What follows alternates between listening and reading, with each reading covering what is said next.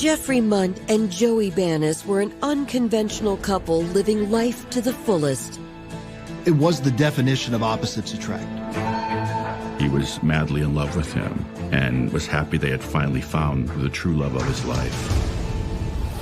But with one disturbing call, everything they had built would come crashing down. She's trying to get into the room where I'm hiding.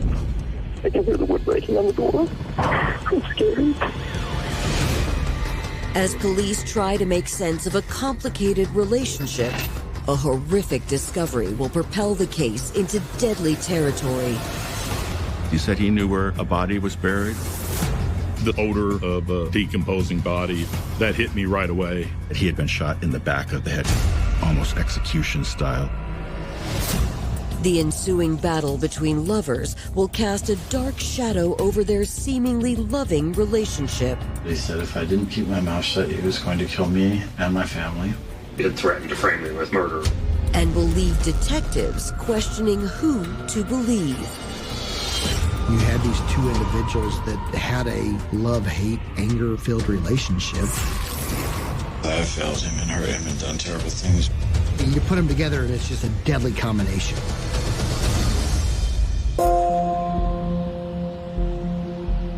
Home to the renowned Kentucky Derby and famed for its bourbon-soaked nightlife, Louisville, Kentucky is a modern city with a storied history. Louisville is super unique. It's a city with so much history, a little something for everybody. Definitely very welcoming, very friendly. Louisville is also the city where Jeffrey Mundt was born and raised. A smart and determined individual, Jeffrey dreamed of success from a young age. He got a college scholarship and went to Indiana University in Bloomington. He got into computers, and soon he was getting very high-paying jobs. Jeffrey Mundt presented himself as buttoned up, straight-laced, very proper, preppy, if you will. He truly was a techie, and he was a person that would work on computers all day and troubleshoot things. He lived in Washington, D.C. for a time. He worked at Northwestern University in Chicago, where he was in charge of their big IT overhaul called Project Cafe. And he had a long-term boyfriend in Chicago.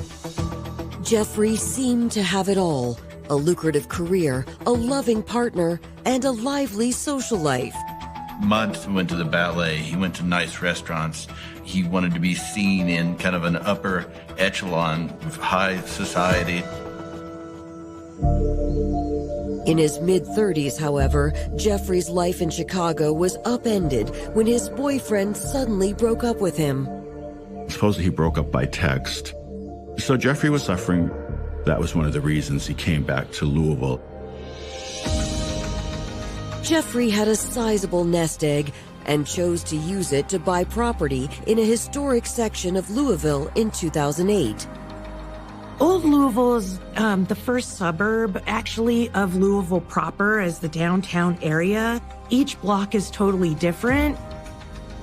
It's where the tobacco titans built their mansions, the bourbon barons, the racetrack royalty. When Jeffrey found a red brick mansion on 4th Avenue, he thought it was the perfect place to start over. The house needed a lot of work. The kitchen looked like it had been bombed out, and the carriage house was falling apart. Jeffrey set in to slowly restoring the house. He got a job at the University of Louisville, and he got a very lucrative IT consulting job. He was making over $250,000 a year, so he had a good lifestyle.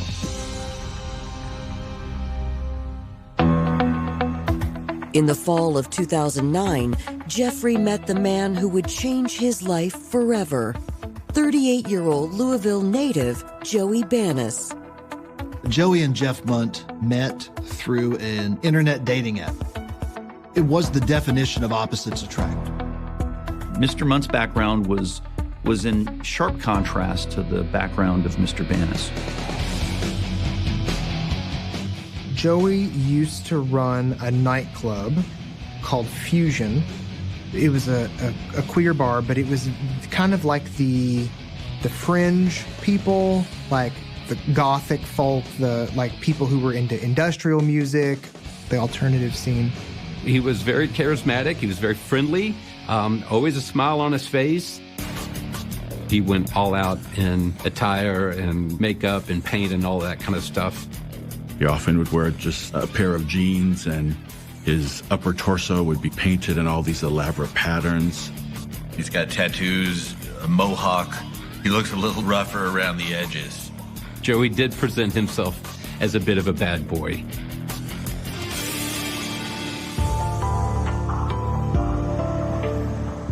For a straight-laced computer tech like Jeffrey, Joey was a breath of fresh air. They would go out to dinner to nice restaurants and go to concerts afterwards. They liked to be seen together as a couple.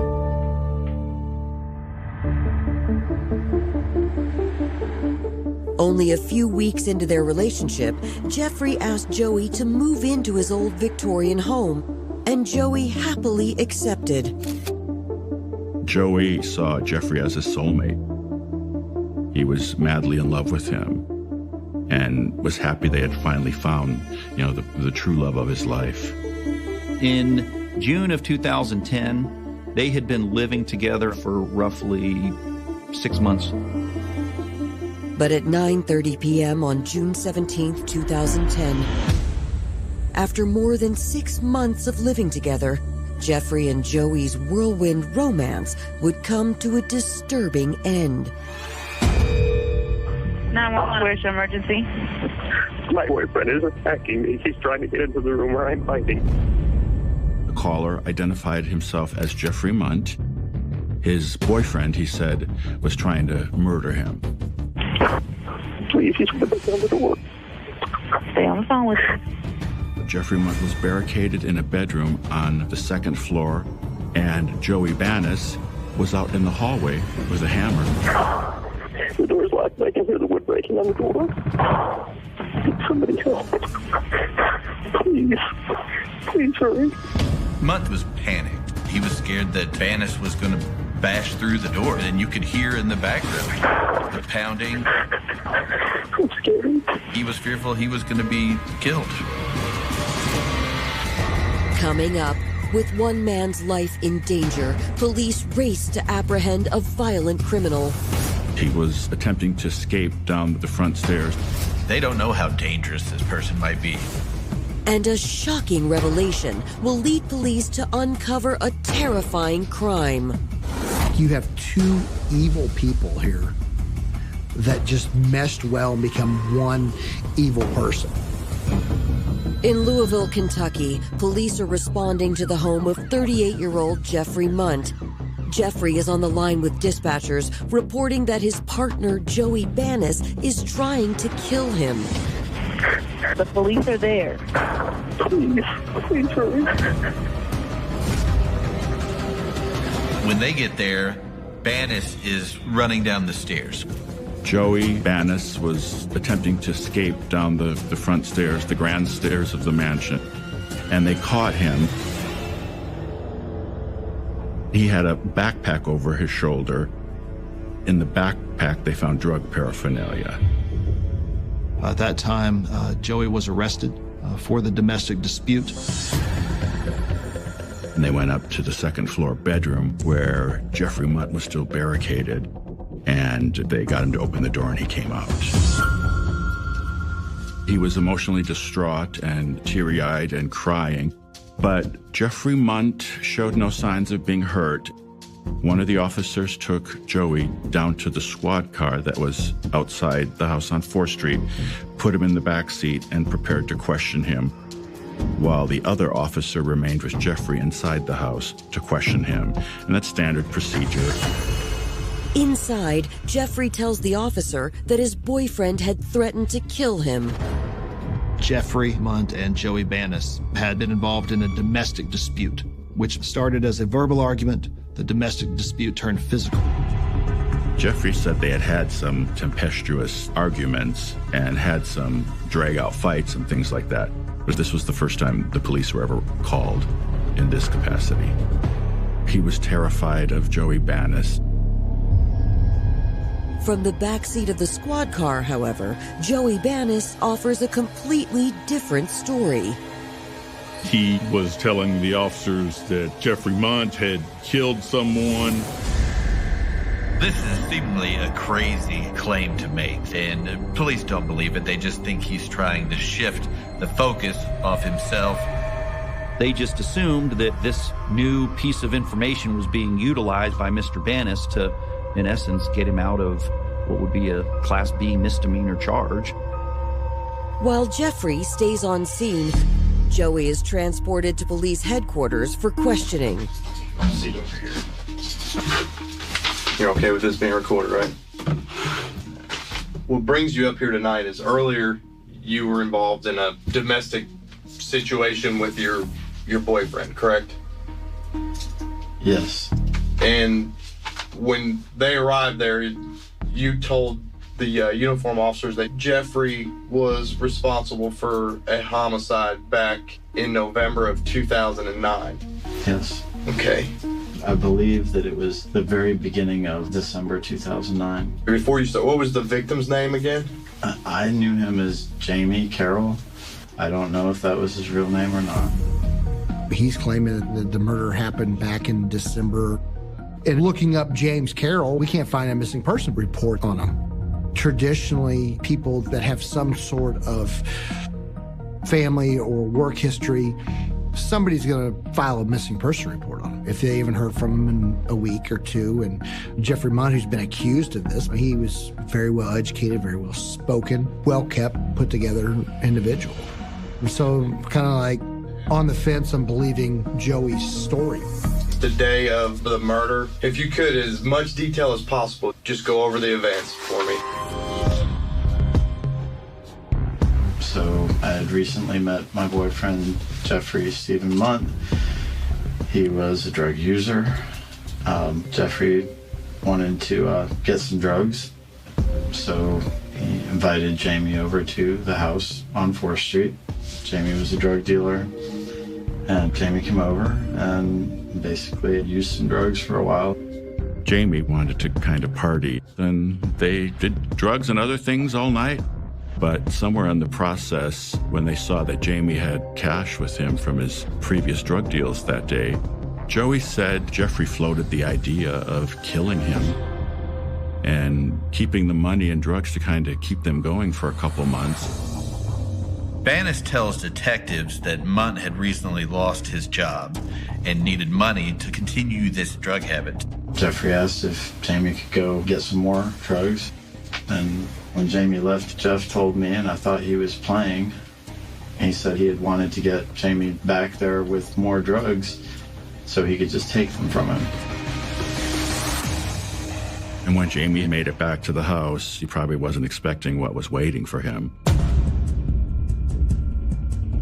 We started to get high. Jamie and Jace were in the bed naked. Who's Jace? That's how I refer to Jeff. Okay. It's his nickname. Okay. So they're in bed naked, and I was basically getting high and watching porn. And, I just thought they were playing around. At that time, there was a scream like no one had ever heard. When he wheeled around, he saw Jeffrey Mundt, armed with a knife, stabbing and slicing at Jamie over and over and over again. This all happened so quickly that I was freaked out. I was up against the wall, hyperventilating, just in shock. And Jamie was yelling my name, asking for help.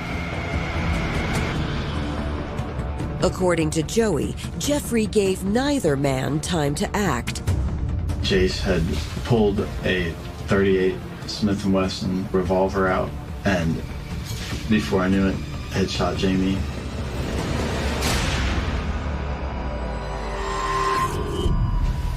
Jamie fell to the floor and was gushing blood, or there was blood everywhere. Joey says Jeffrey immediately began to cover his tracks. He took Jamie's cell phone and broke the SIM card and destroyed every bit of that. He said that if I didn't keep my mouth shut, he was going to kill me and my family. So basically, that night took forever, just cleaning up. They took the body down to the wine cellar, one of the few rooms in the basement that still had a dirt floor, and he was forced to dig a hole. Jace was really, really high and was acting maniacal and running around carrying this gun. I did not want to be in the basement with him because I thought he was just going to shoot me and drop me into that hole. So this happened December of 2009. Yes. And today is June 18th, 2010. What's your motivation today to come forward and tell us about this? I wasn't able to tell anybody in the beginning because, one, I was scared for myself, scared for my family, and I was also in love with this guy. But one, I no longer love him. And two, somebody's just got to know the truth.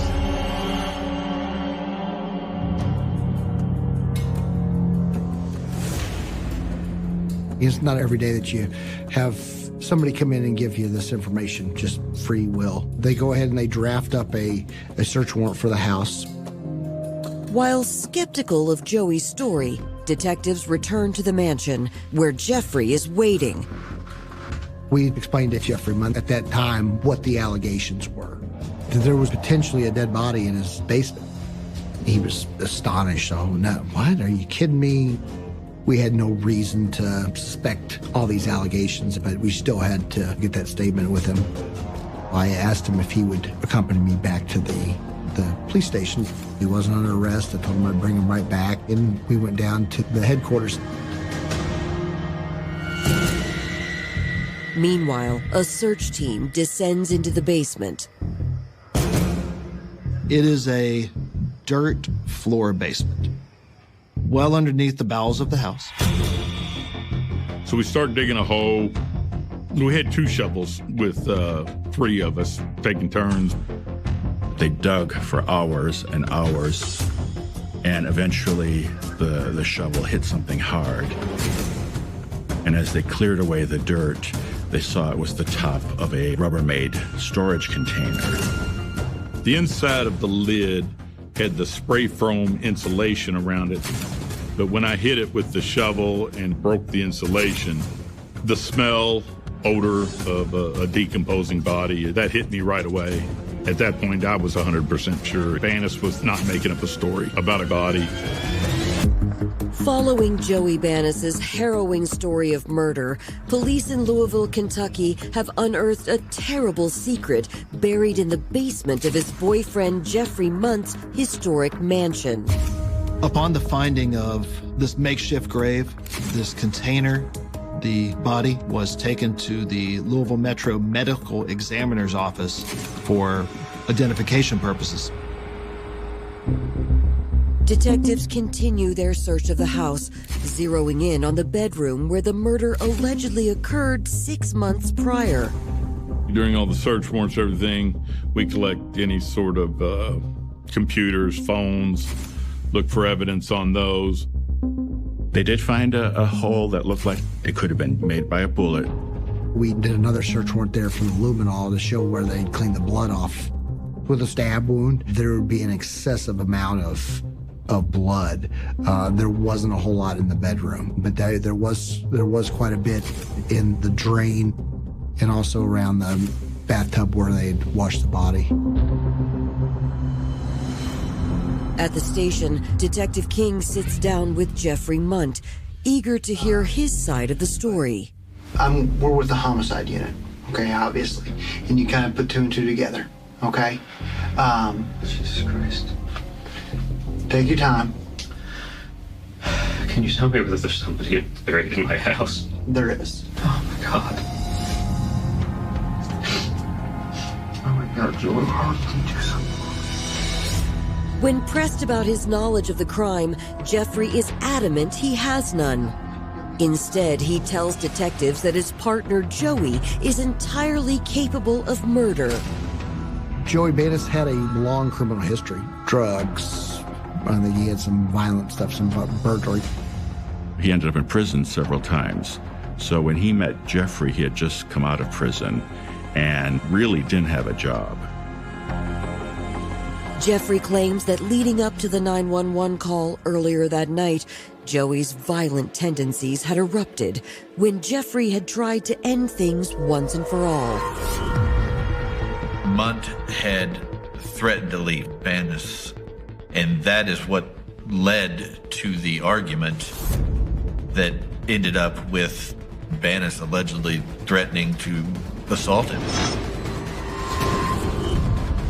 He's become increasingly violent.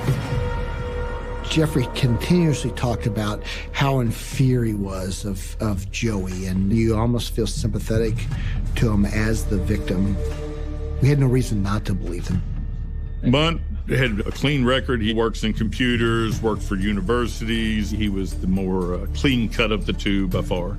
If there is trying to hide anything, you're not going to have to live in fear anymore. Yeah, I know. Okay. So that'll be a large weight lifted off your shoulder. It is. So I hopefully can get on with my damn life. I'm kind of like, man, this poor guy. He's a very, very likable guy. Very articulate, very well educated. Police decide to keep both Jeffrey Mundt and Joey Banis at the station until they can learn more about the victim. We started digging a little bit and looking up James Carroll. We find out his car had been impounded, I think, out of one of the alleys near the location. It got picked up 3 weeks after what we believe to be the date of the homicide at that time. Jamie Carroll's identity is confirmed at autopsy. And there was a tattoo that was not decomposed. Detective Lasher was able to speak with some family members and confirm that that was Jamie Carroll's tattoo. Jamie Carroll had been shot one time. The medical examiner did find a .38 caliber bullet lodged in his chin. It appeared that he had been shot in the back of the head, kind of almost execution style. Things started to match what Joey was telling the detectives. But in the 6 months since Jamie Carroll's murder, why had no one reported him missing? When detectives speak to Jamie's mother, she assumed her son was in prison on a drug charge. She hadn't seen him for a while, but had talked to him around Thanksgiving, so a few weeks before the murder happened. According to his mother, Jamie had ambitions that outgrew his small town and eventually led him to Louisville. Jamie grew up in eastern Kentucky around the Prestonsburg-Paintsville area. And Jamie was very creative when it came to hairstyling and with makeup. He just had that creative talent in him. Jamie Carroll became interested in drag queens, and he started performing as a drag queen. And he took the stage name Ronica Reed, the Pageant Queen. When I first met Jamie, it was hard for me to believe that there was a man underneath that long blonde mane and all that beautiful makeup. Things were going well for him. He was performing, but somewhere along the line, he got into drugs and he began dealing drugs. Jamie's side hustle in the Louisville club scene led to an arrest in 2009. After being released on bail, detectives learned he was expected to be sentenced on December 15, 2009. But Jamie never made it to the hearing. He had had a court date he had not shown up for, and we couldn't find any record of him from that point on. Now, nearly 6 months later, detectives believe that Joey Banis is responsible for Jamie's murder. So they sit down with him for a second interview. What this is, Mr. Banis, this is an arrest slip. And you're going to be charged with murder, tampering with physical evidence, unlawful imprisonment. kidding. No, sir. I can promise you right now, your boyfriend is talking to us and he's telling us his side of the story. And I can promise you right now, you shot the guy, you stabbed the guy, you put the guy in the container, and you got the lie to do it. No, I didn't. Joey agrees to tell his story again, but this time he drops a telling detail about his relationship with Jamie Carroll. Where'd you meet him? I met him online after I had gotten out of prison. He was really nice to me. Banis met Jamie Carroll on an online dating service in 2009, and they began a relationship. And this sort of bled into the same time that he met and started having a relationship with Mundt. This is a sexual hookup relationship. But he was a nice guy. Like, he was one of those guys that made me feel like I was a real person, you know? Did Jeff know that you had a relationship with Jamie? He didn't really like Jamie, and Jamie didn't really like him, both because there was some, I guess, basically jealousy. Joey and Jamie Carroll were lovers. They had had a relationship. The odd man out in that room that night was Jeffrey Mundt. Mr. Banis stated that the motive was clearly jealousy. We didn't know what to believe. Detectives in Louisville, Kentucky have just learned that murder victim Jamie Carroll had a long-standing sexual relationship with Joey Banis, giving his boyfriend, Jeffrey Mundt, a motive to kill Jamie in a jealous rampage. Joey and Jamie had been in regular contact for sexual reasons, for drug reasons. And then Jeffrey came into the picture. Jeffrey insisted that he give up Jamie, and he wouldn't do that. But it's safe to say that Jeff and Jamie didn't like each other. I think the only thing they really had in common was, you? was me. Banis says that Mundt was jealous of this relationship. So now Banis has given a motive for Mundt to kill Jamie Carroll. According to Joey, after Jeffrey killed Jamie in their bedroom, he learned just how ruthless his boyfriend could be. The next day, he went to one of the big box hardware stores. He said he needed to get lime and this big container. So he purchased all that stuff, and by that time, Jamie's body had already gone into rigor. Jamie Carroll's body was rigid. They weren't able to fit it into the size container they had purchased.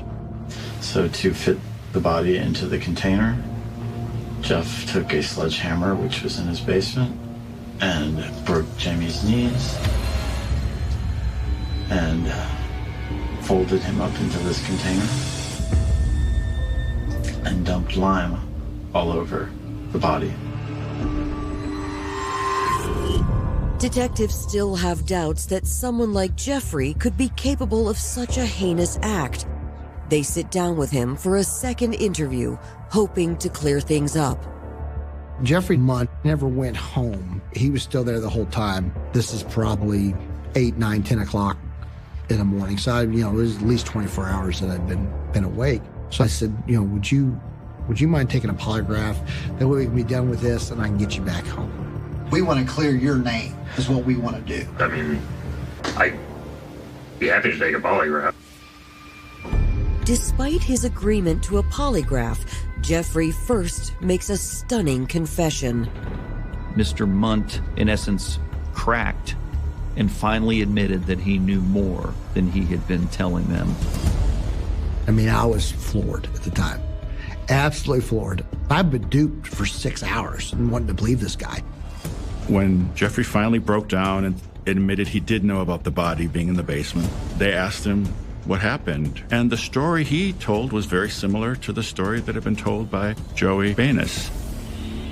With one minor exception, which is that everything related to the murder was flipped. Meaning it was Mr. Banis who actually killed Mr. Carroll, and it was not Mr. Mundt. Joey had a knife in his hand and cut the guy's throat. or started to cut the guy, somewhere in this general vicinity. And he and Joey started struggling. Joey grabbed a handgun, I believe it was a revolver, and shot, I think, twice. Joey pointed the gun at me and threatened me and told me if I ever told anybody, he'd kill me and kill my family. And my cats.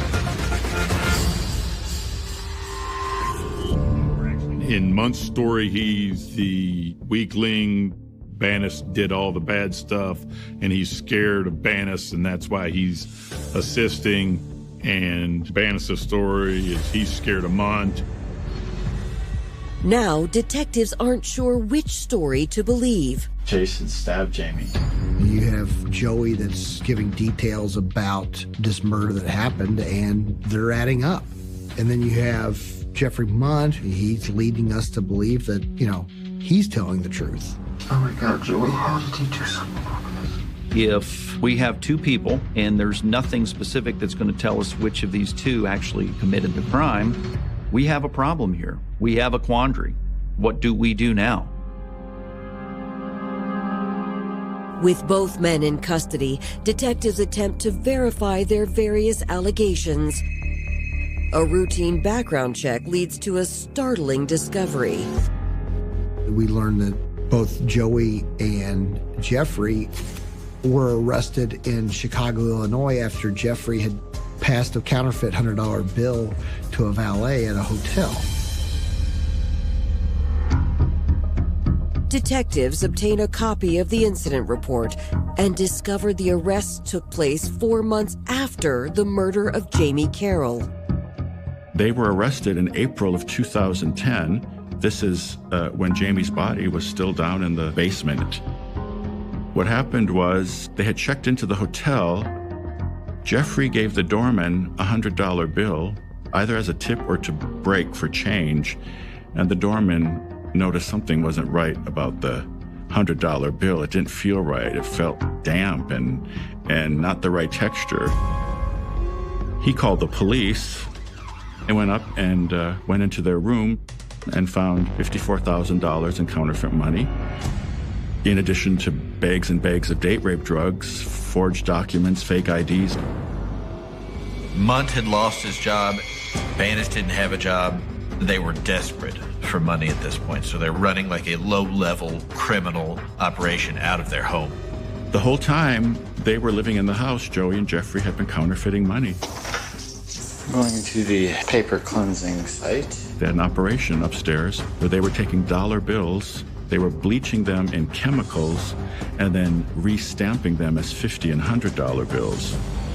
So when the guys were arrested for the murder of Jamie Carroll, they were out on bond from this big case in Chicago.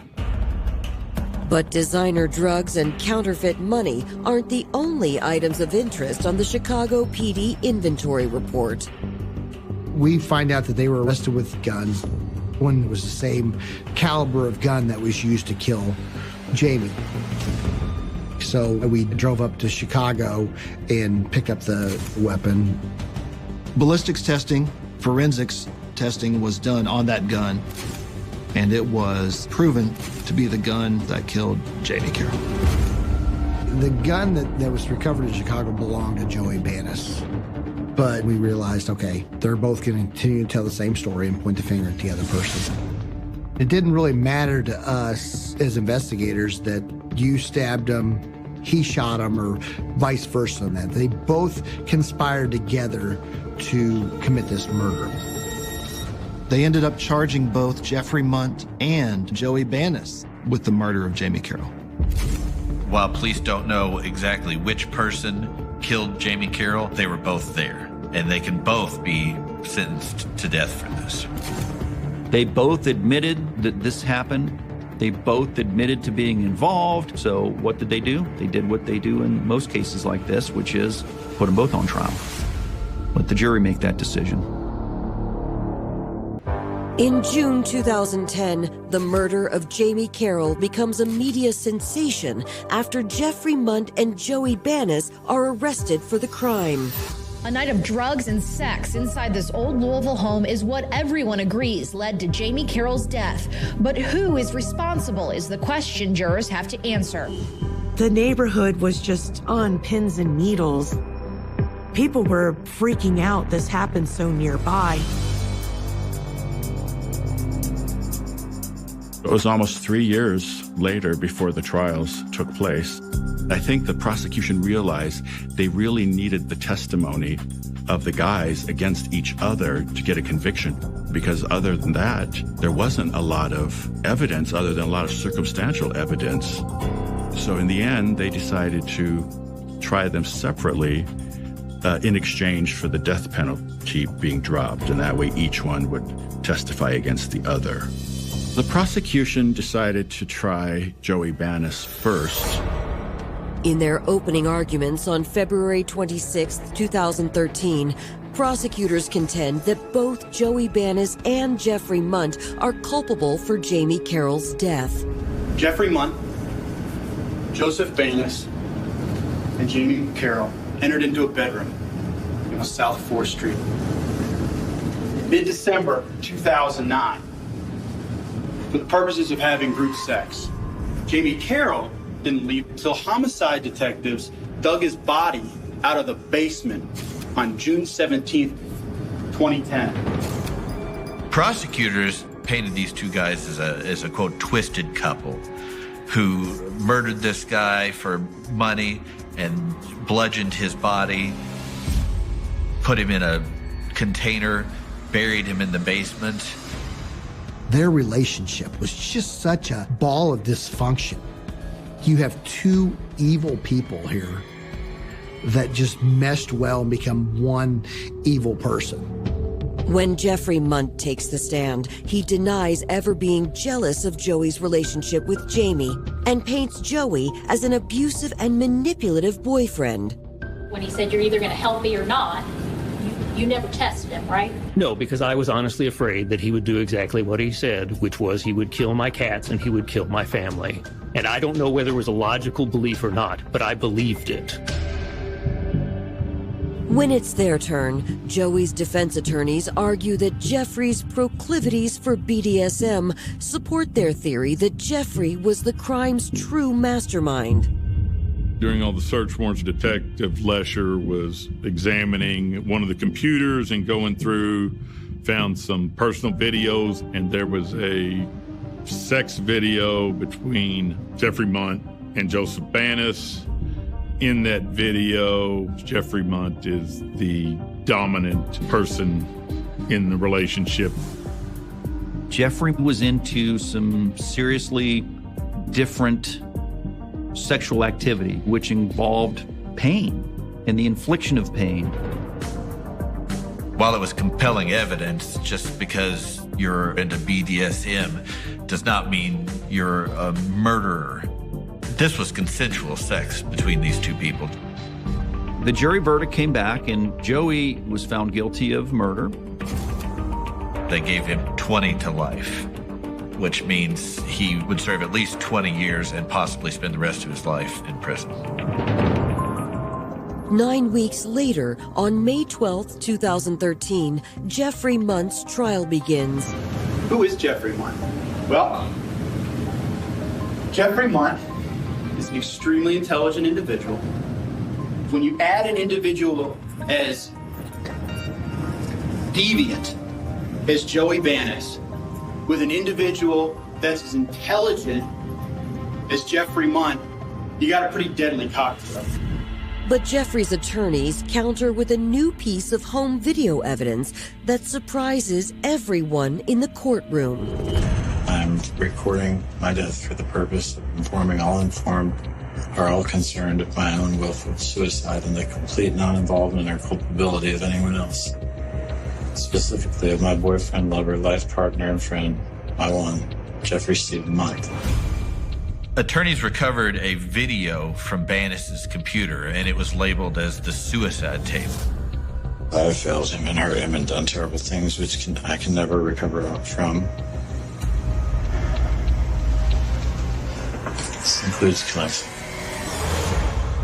In that video was a confession from Joey regarding the murder of Jamie Carroll. It was powerful. I mean, it's powerful enough to have been placed in the opening argument by the defense counsel. That video that was there was 100%, in my opinion, staged and fake. I believe the video was orchestrated. That was something that was produced at the direction of Mr. Mundt, myself, my co-counsel, and of course Joey. We know that that confession was made under duress. It was made under threat of death. When Joey Banis takes the stand, he maintains that his ex-boyfriend had killed Jamie Carroll in a jealous rage. And when I met Detective Lesher the night at the police station, I was still largely under the impression that it was really a robbery.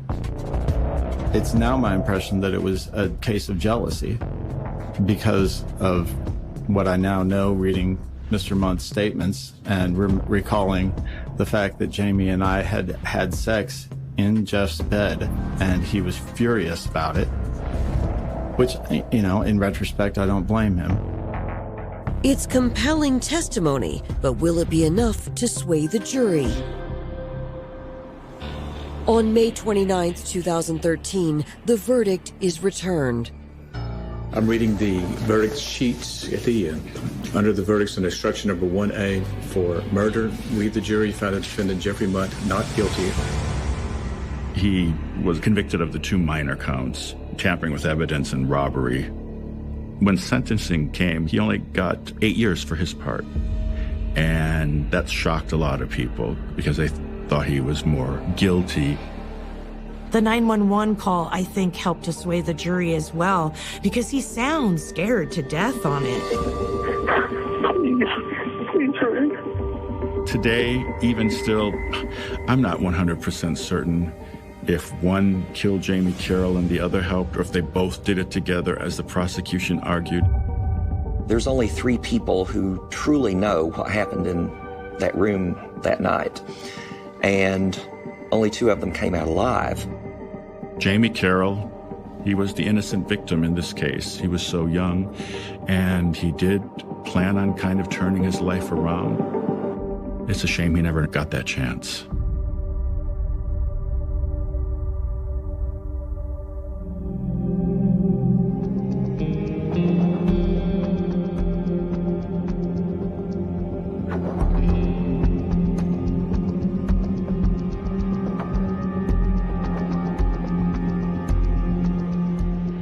In the late 1960s, the city of Glasgow was a place defined by contradictions. It was loud and industrial, crowded and exhausted, filled with workers, buses, pubs, factories, and rows of aging tenement buildings that seemed to absorb decades of rain and cigarette smoke. During the day, the city moved with mechanical rhythm. But at night, another version of Glasgow emerged. Music spilled into the streets from dance halls. Neon signs reflected against wet pavement. Young people searched for distraction from difficult routines. Gathering in clubs and ballrooms where conversations, alcohol, dancing, and fleeting relationships blurred together beneath spinning lights.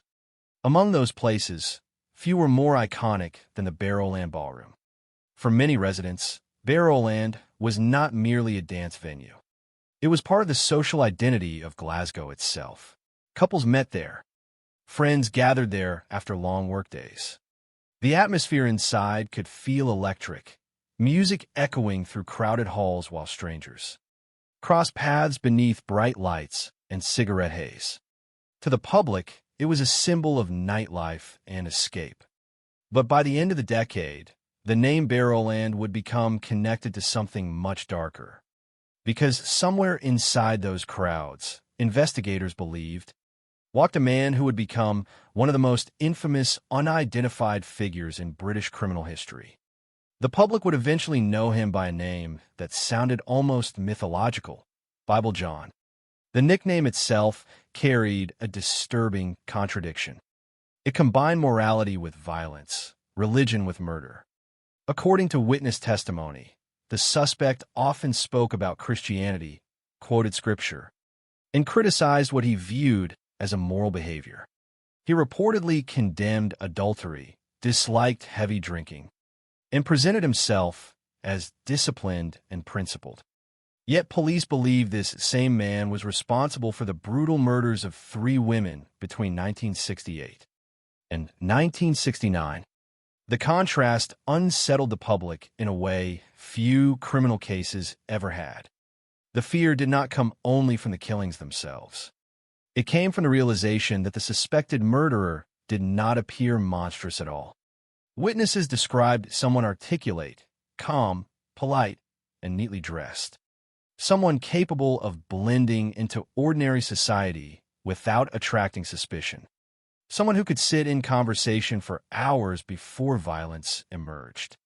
That idea transformed the investigation into something larger than a standard homicide inquiry. It became a cultural nightmare rooted in uncertainty. The first known victim connected to the case was Patricia Docker.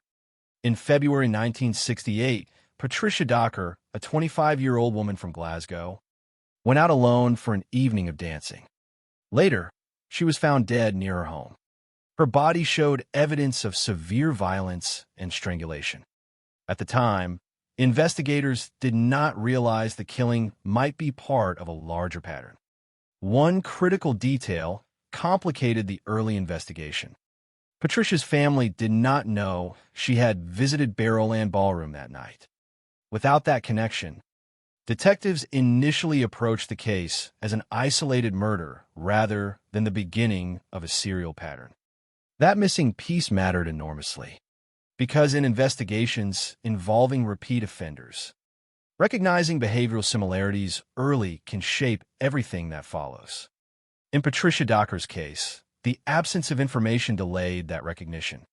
More than a year later, in August 1969, another woman was killed. Jemima McDonald, a young mother, had also visited Barrowland Ballroom before disappearing. Her body was later discovered outdoors, showing signs of violent assault and strangulation similar to those found in Patricia Docker's murder. This time, investigators could no longer ignore the similarities. 2 women connected to the same dance hall had been killed under disturbingly comparable circumstances. The pattern emerging in Glasgow suggested something terrifying. A predator moving through the city's nightlife with confidence and control. Fear spread quickly. Women who once attended dance halls without hesitation became cautious about traveling alone at night. Rumors circulated across Glasgow pubs, homes, and workplaces. Newspapers intensified public anxiety by focusing heavily on the murders and the possibility that a serial killer was targeting women around Barrowland Ballroom. But despite growing concern, police still had no clear suspect. That changed with the 3rd murder. In October 1969, Helen Pudig visited Barrowland Ballroom with her sister. During the evening, they encounter a man who introduced himself simply as John.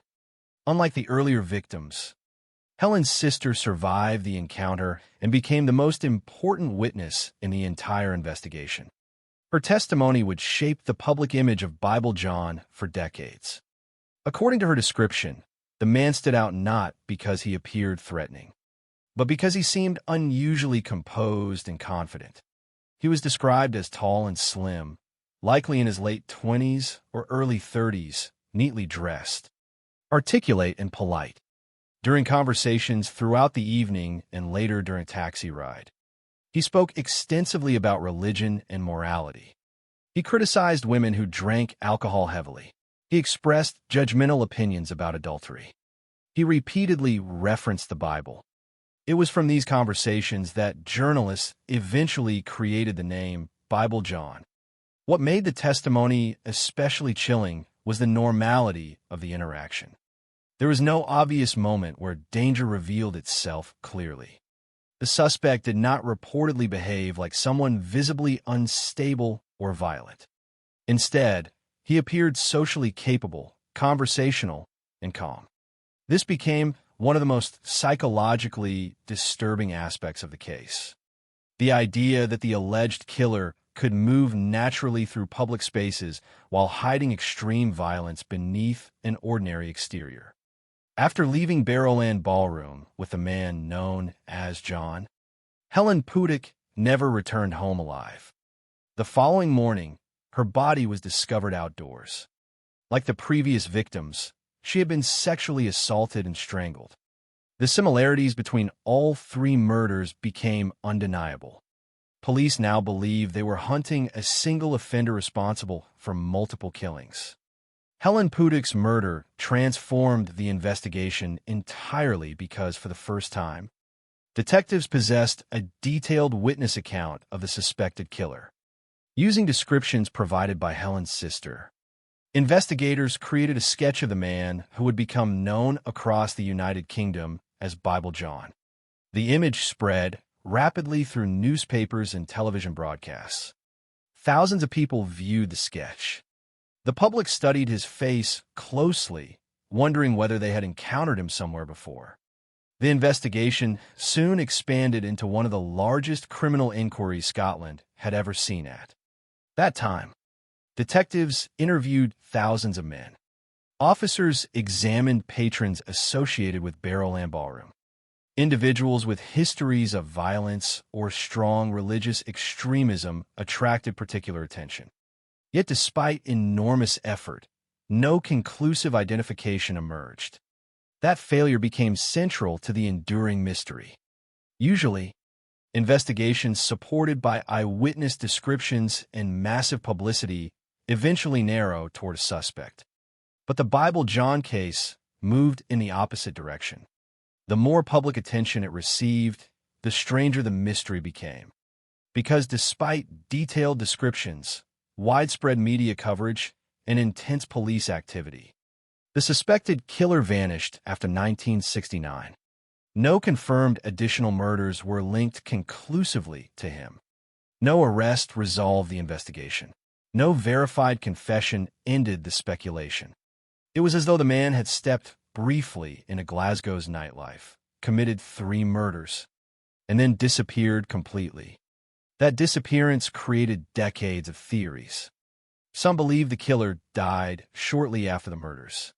Others suggested he may have left Scotland permanently once media attention intensified. Another theory proposed that Bible John had later been arrested for unrelated crimes under a different identity. Over time, investigators and journalists publicly discussed various possible suspects, including John Artine, a man whose appearance reportedly resembled the witness description and who allegedly possessed a history of violence against women. Yet no evidence proved his guilt conclusively. The inability to identify Bible John transformed the case into something larger than a criminal file. It became part of Scottish cultural memory. For decades, the murders continued to generate documentaries, books, debates, and renewed investigative efforts. Advances in DNA technology later encouraged police to re-examine preserved evidence from the original crime scenes. Investigators hoped modern forensic methods might succeed where earlier techniques had failed. Yet even with technological progress, no publicly confirmed identification has solved the mystery. And perhaps that unresolved ending is precisely why the story continues to haunt people so deeply. The Bible John case does not fit neatly into the structure most people expect from crime narratives. There is no definitive confrontation, no courtroom resolution, no final confession explaining motive or psychology. Instead, what remains is uncertainty, a detailed portrait without a name, a series of murders without legal closure, and a suspect described vividly enough to feel real while remaining officially unidentified. More than half a century later, the image still lingers in public imagination. A well-dressed man speaking politely about morality in the middle of a crowded Glasgow dance hall. While somewhere beneath that calm exterior, investigators believed unimaginable violence waited quietly for the night to end. To understand the fear created by the case of Bible John, it is necessary to understand the city in which the murders occurred and the lives of the women who became victims. The story is not only about an unidentified killer moving through the nightlife of Glasgow during the late 1960s. It is also about ordinary people living ordinary lives inside a city that was changing socially, economically, and culturally. The victims were not celebrities, politicians, or public figures. They were women participating in everyday routines, working, socializing, dancing, meeting friends, and attempting to enjoy moments of freedom within a difficult urban environment. Their lives unfolded against the backdrop of a Glasgow that was both vibrant and harsh. A city where nightlife offered temporary escape from the pressures of industrial existence. During that period, Glasgow remained deeply shaped by labor and working-class culture. Many neighborhoods were crowded and economically strained. Families often lived close together in aging housing blocks. Long work hours and financial hardship defined life for large parts of the population. Yet despite those pressures, the city possessed a powerful social energy. Music venues, pubs, dance halls, and social clubs became important centers of interaction. For many people, evenings out were not luxuries, but essential emotional releases from exhausting routines. Among those places, the Barrowland Ballroom occupied a special position in the city's identity. Bright, noisy, and crowded, Barrowland Ballroom attracted large numbers of young adults and working people looking for entertainment and companionship. People danced, flirted, talked, drank, and met strangers beneath flashing lights and live music. The atmosphere could feel glamorous compared to the harshness of daily life outside. But the same openness that made the ballroom attractive also created vulnerability. Crowded dance floors allowed strangers to move unnoticed among hundreds of people. Conversations began easily, trust formed quickly, and when the evening ended, people often left together into dark streets where public visibility disappeared almost instantly. The first known victim connected to the investigation was Patricia Docker. Patricia was 25 years old at the time of her death in February 1968. The details publicly preserved about her life are limited, but what remains clear is that she was an ordinary woman participating in the social life of the city. She went out dancing alone on the night she died. That decision, completely routine for countless people in Glasgow at the time, would later place her unknowingly at the beginning of one of the most infamous unsolved murder investigations in British history. What makes Patricia Docker's case especially tragic is the fact that investigators initially failed to recognize its broader significance. When her body was discovered near her home, evidence showed she had been subjected to extreme violence and strangulation. Yet because her family did not know she had visited Barrowland Ballroom that evening, police lacked one of the key links that would later connect the murders together. At first, the investigation treated her death as an isolated killing rather than part of a developing pattern. This early absence of connection would become critically important. In many serial murder cases, identifying patterns quickly can help investigators intervene before additional crimes occur. In Patricia Docker's murder, that recognition came too late.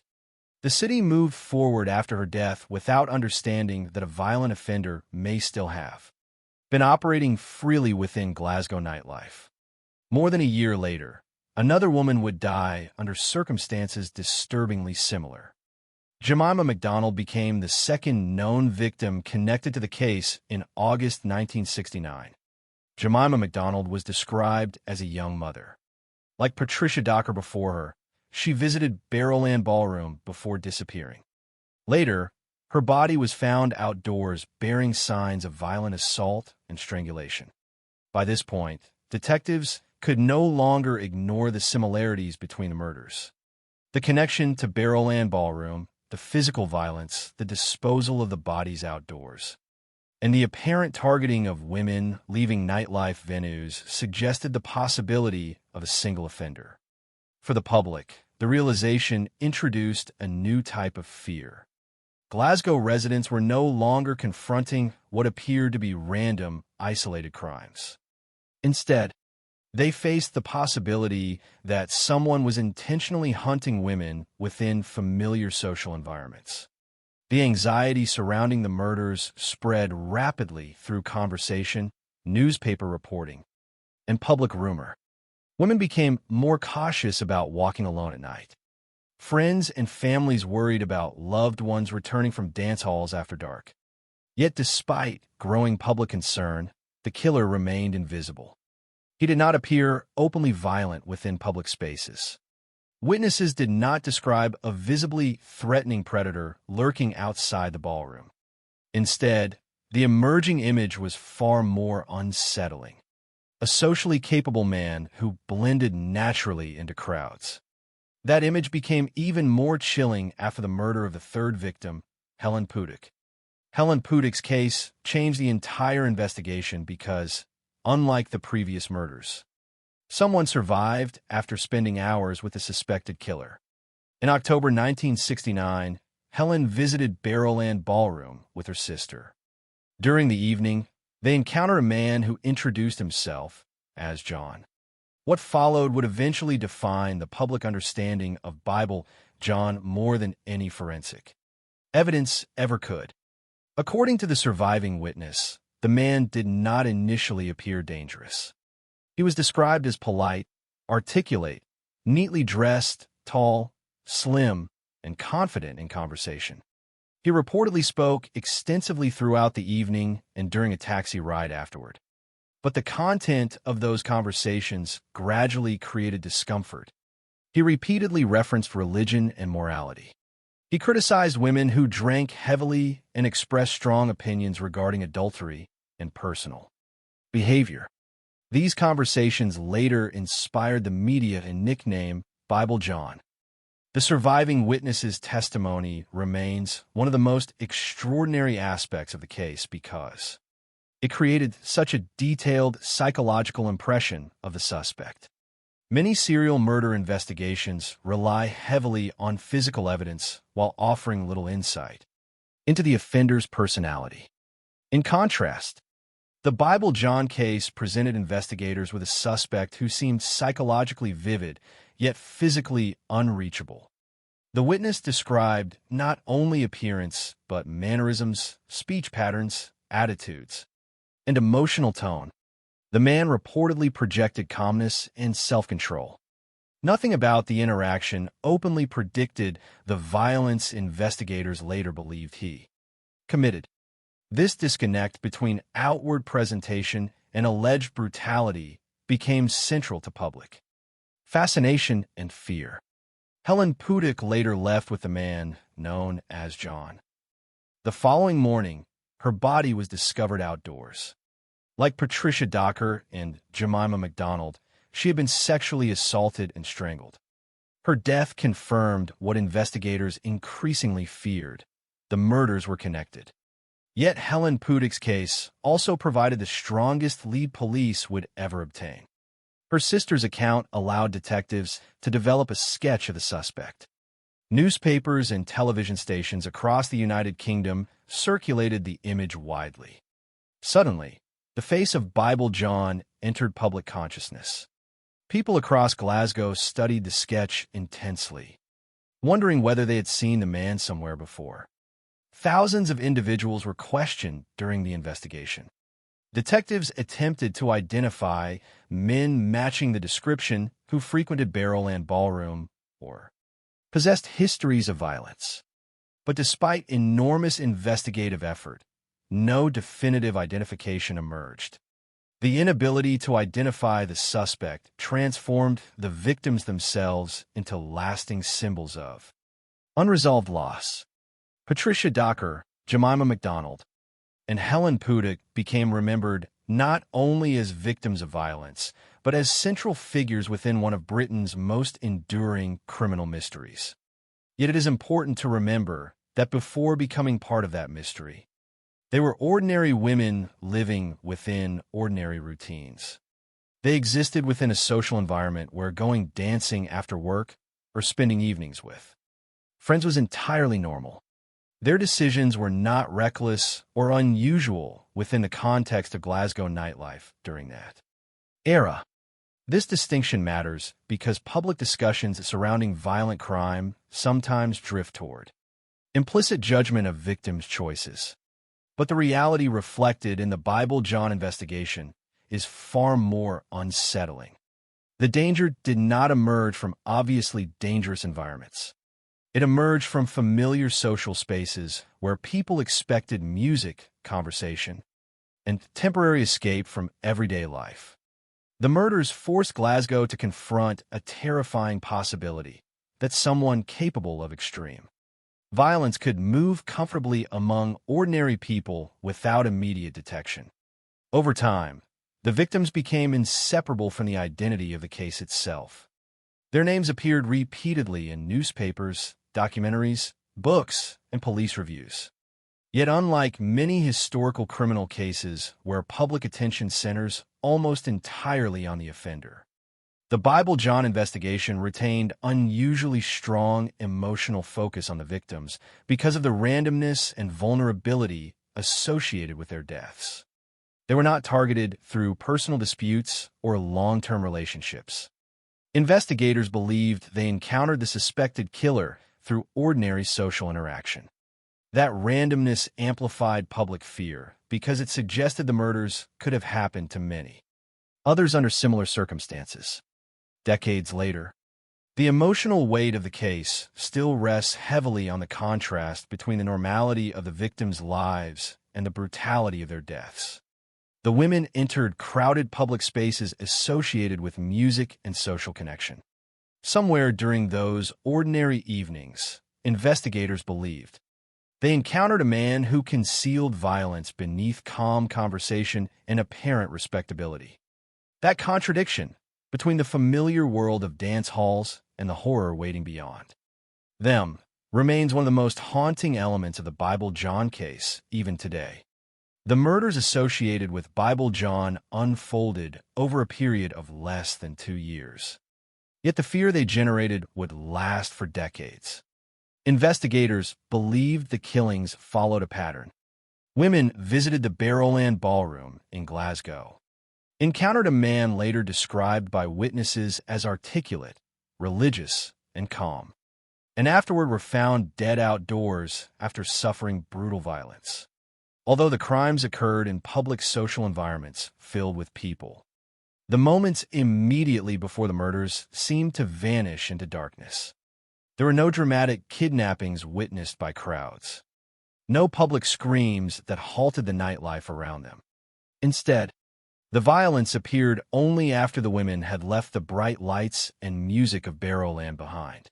That transition from crowded ballroom to isolated death scene became one of the most haunting elements of the case. The first known victim was Patricia Docker. In February 1968, Patricia Docker, 25 years old, went out dancing alone. At the time, there was nothing unusual about that decision. Glasgow nightlife in the late 1960s revolved around dance halls, pubs, and social venues where thousands of people gathered every week. Women frequently attended alone or with friends, expecting music, conversation, and temporary relief from daily pressures. Patricia's evening initially appeared no different, but sometime after leaving the dance hall environment, she disappeared. Later, her body was found near her home. The details available from the investigation revealed signs of severe violence and strangulation. The attack was not impulsive or accidental. The injuries suggested sustained brutality and physical domination. Yet despite the horrifying nature of the crime, investigators at the time did not realize they might be dealing with a serial offender. One crucial detail prevented that understanding. Patricia's family reportedly did not know she had gone to Barrowland Ballroom that evening. Because of that missing connection, police failed to identify what would later appear as the first visible link in a developing pattern. The murder, therefore, remained isolated in the minds of investigators during its earliest stages. This delay would later become deeply significant. In serial crime investigations, patterns often emerge only after multiple offenses occur. The inability to connect Patricia Docker's murder to Barrowland may have prevented detectives from recognizing the danger sooner. For the public, however, the killing remained largely a tragic but singular act of violence. Glasgow continued moving through daily life, unaware that investigators might already have encountered the beginning of something far more disturbing. More than a year passed before another woman died under strikingly similar circumstances. In August 1969, Jemima McDonald became the second known victim linked to the investigation.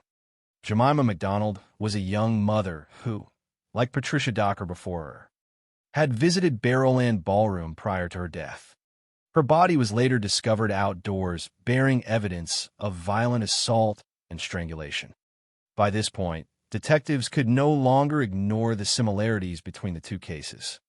The connection to the same dance venue, the comparable injuries, and the manner in which the bodies were discovered suggested that the murders might not be isolated at all.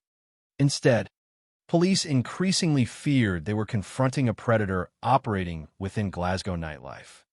The emotional impact of that realization spread quickly across the city. Women who regularly visited dance halls began reconsidering ordinary routines. Families worried about daughters, sisters, wives, and friends traveling home late at night. Newspapers amplified public anxiety by emphasizing the similarities between the murders and discussing the possibility that a serial killer was targeting women associated with Barrowland Ballroom.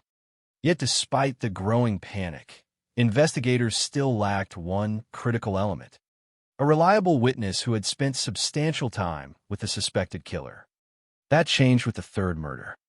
In October 1969, Helen Pudig visited Barrowland Ballroom with her sister. What happened that evening would permanently define the Bible John case because it produced the only detailed witness account ever publicly associated with the suspect. During the night, the sisters encountered a man who introduced himself as John. According to later testimony, he immediately appeared articulate and socially confident. He was described as tall and slim, likely in his late 20s or early 30s, neatly dressed, and comfortable in conversation. Nothing about his appearance reportedly suggested immediate danger. In fact, one of the most unsettling aspects of the case is precisely how ordinary and socially functional the suspect appeared. He did not reportedly isolate himself from people or behave erratically. Instead, he moved naturally through crowded public spaces, speaking politely and confidently. During conversations throughout the evening, however, the witness noticed details that later became deeply significant. The man reportedly spoke repeatedly about religion, morality, and personal behavior. He criticized adultery. He expressed disapproval of heavy drinking. He referenced the Bible frequently enough that investigators and journalists later adopted the nickname Bible John. These conversations would become central to public fascination with the case because they created a disturbing contrast between apparent moralism and extreme violence. According to the surviving witness, the suspect projected calm, self-control, and confidence throughout the evening. The group later shared a taxi ride together, providing the witness with extended time to observe his mannerisms, speech, and attitudes. This prolonged interaction became one of the most extraordinary aspects of the investigation. In many serial murder cases, surviving witnesses can provide only fleeting descriptions. Here, investigators received detailed impressions of the suspect's personality and conversational behavior. Yet despite that advantage, the suspect would still vanish without identification. After the evening at Barrowland Ballroom, Helen Pudig left with the man identifying himself as John. Sometime afterward, she was murdered. The following morning, her body was discovered outdoors. Like Patricia Docker and Jemima McDonald before her, Helen had suffered sexual assault and strangulation. The similarities between the three murders became impossible to dismiss. Police now believed with increasing certainty that a single offender was responsible. The murder of Helen Pudick transformed the investigation from a concerning homicide inquiry into a full-scale search for an unidentified serial killer operating within Glasgow. Yet what made the crimes particularly terrifying was not simply their brutality. It was the apparent normality surrounding the moments before the violence occurred. The suspect did not reportedly force victims publicly into vehicles or threaten them openly in crowded areas. Instead, investigators believed he gained trust socially through conversation and familiarity before the attacks occurred elsewhere. This method created enormous fear because it suggested the killer possessed patience, self-control, and the ability to conceal violent intent behind ordinary interaction. Women across Glasgow began looking differently at strangers in dance halls, pubs, and public places. The fears surrounding the murders became psychological as much as physical. People realized danger might not announce itself clearly. The suspect, described by witnesses, did not resemble the exaggerated image of a visibly unstable criminal. He appeared composed, polite, and socially capable. That realization deeply unsettled public assumptions about how violence looked and behaved. The brutality of the murders intensified those fears further. Investigators noted significant violence in all three cases. The women had not merely been killed. They had been physically overpowered and assaulted in ways suggesting rage, control, and domination. Yet despite the severity of the attacks, the offender appeared capable of returning calmly into ordinary society afterward. This duality, normal appearance combined with extreme violence, became one of the defining psychological features of the Bible John case. Following Helen Pudick's murder, the witness description provided by her sister allowed investigators to create a police sketch of the suspect. The image spread rapidly through newspapers and television broadcasts across the United Kingdom. Glasgow residents studied the face intensely, searching for recognition. Thousands of tips flooded police departments. Investigators interviewed enormous numbers of men matching aspects of the description. Officers examined people associated with Barrowland Ballroom, individuals with histories of violence, and those expressing strong religious or moralistic attitudes. Yet despite massive investigative activity, no arrest followed. And then something even stranger happened. The murders appeared to stop. After Helen Pudick's death in 1969, no further killings were conclusively connected to Bible John. The sudden disappearance of the suspected offender added another layer of mystery to the case. Serial offenders often continue escalating violence over time. But here, investigators faced the possibility that the killer had either died, left Glasgow, entered prison for unrelated crimes, or simply vanished into ordinary life without ever being identified. That uncertainty transformed the murders into something larger than a criminal investigation. The case became a haunting, unresolved narrative embedded deeply into Scottish public memory. The three victims entered Barrowland Ballroom during ordinary evenings out. Somewhere within those crowds, investigators believed they encountered a man who appeared calm, respectable, and conversational. Hours later, they were dead. And despite witness testimony, national publicity, and decades of investigation, the identity of the man suspected of killing them remains officially unknown. By the autumn of 1969, the murders connected to Bible John had evolved from isolated tragedies into one of the most alarming criminal investigations in the history of Scotland. Three women, Patricia Docker, Jemima McDonald, and Helen Pudick, had been murdered after evenings connected to the Barrowland Ballroom in Glasgow. Each crime contained disturbing similarities. The victims had encountered a man in a social environment, left the ballroom area with him, and were later found dead outdoors after suffering violence and strangulation. But despite those similarities, investigators faced an extraordinary challenge. The suspected killer did not appear isolated from society. Witnesses did not describe a visibly threatening drifter wandering through dark alleys. Instead, they described a man who blended naturally into ordinary life. He dressed neatly. He spoke politely. He appeared calm and socially confident. And then, after the murders, he vanished. The investigation intensified dramatically after the killing of Helen Pudick because, for the first time, detectives possessed something they had lacked during the earlier murders: a surviving witness who had spent extended time with the suspected offender. Helen's sister became the single most important witness in the entire case. According to her account, she and Helen met a man calling himself John while at Barrowland Ballroom in October 1969. The evening initially unfolded like countless ordinary social encounters in Glasgow nightlife. The man joined conversations naturally, danced, and spoke comfortably. But as the night progressed, certain details stood out strongly enough that they would later define public memory of the suspect for decades. The witness described the man as being in his late 20s or early 30s, tall and slim, with a neat appearance and confident manner. He reportedly spoke frequently about religion, morality, and personal behavior. He criticized adultery and expressed strong opinions regarding women who drank alcohol. More than once, according to the witness account, he referenced the Bible during conversation. That detail captured media attention almost immediately.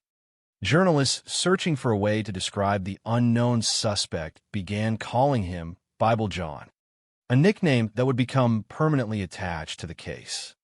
The name itself contributed significantly to public fascination because it created a chilling contradiction.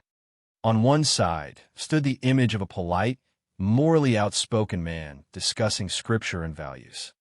On the other stood the reality of extreme violence against women. The contrast made the suspect seem psychologically unsettling in a way that extended beyond the murders themselves. Investigators understood immediately how important Helen Pudick's sister was to the case. She had not merely glimpsed the suspect briefly in darkness. She had sat near him, listened to him speak at length, and shared a taxi ride with him after leaving the ballroom.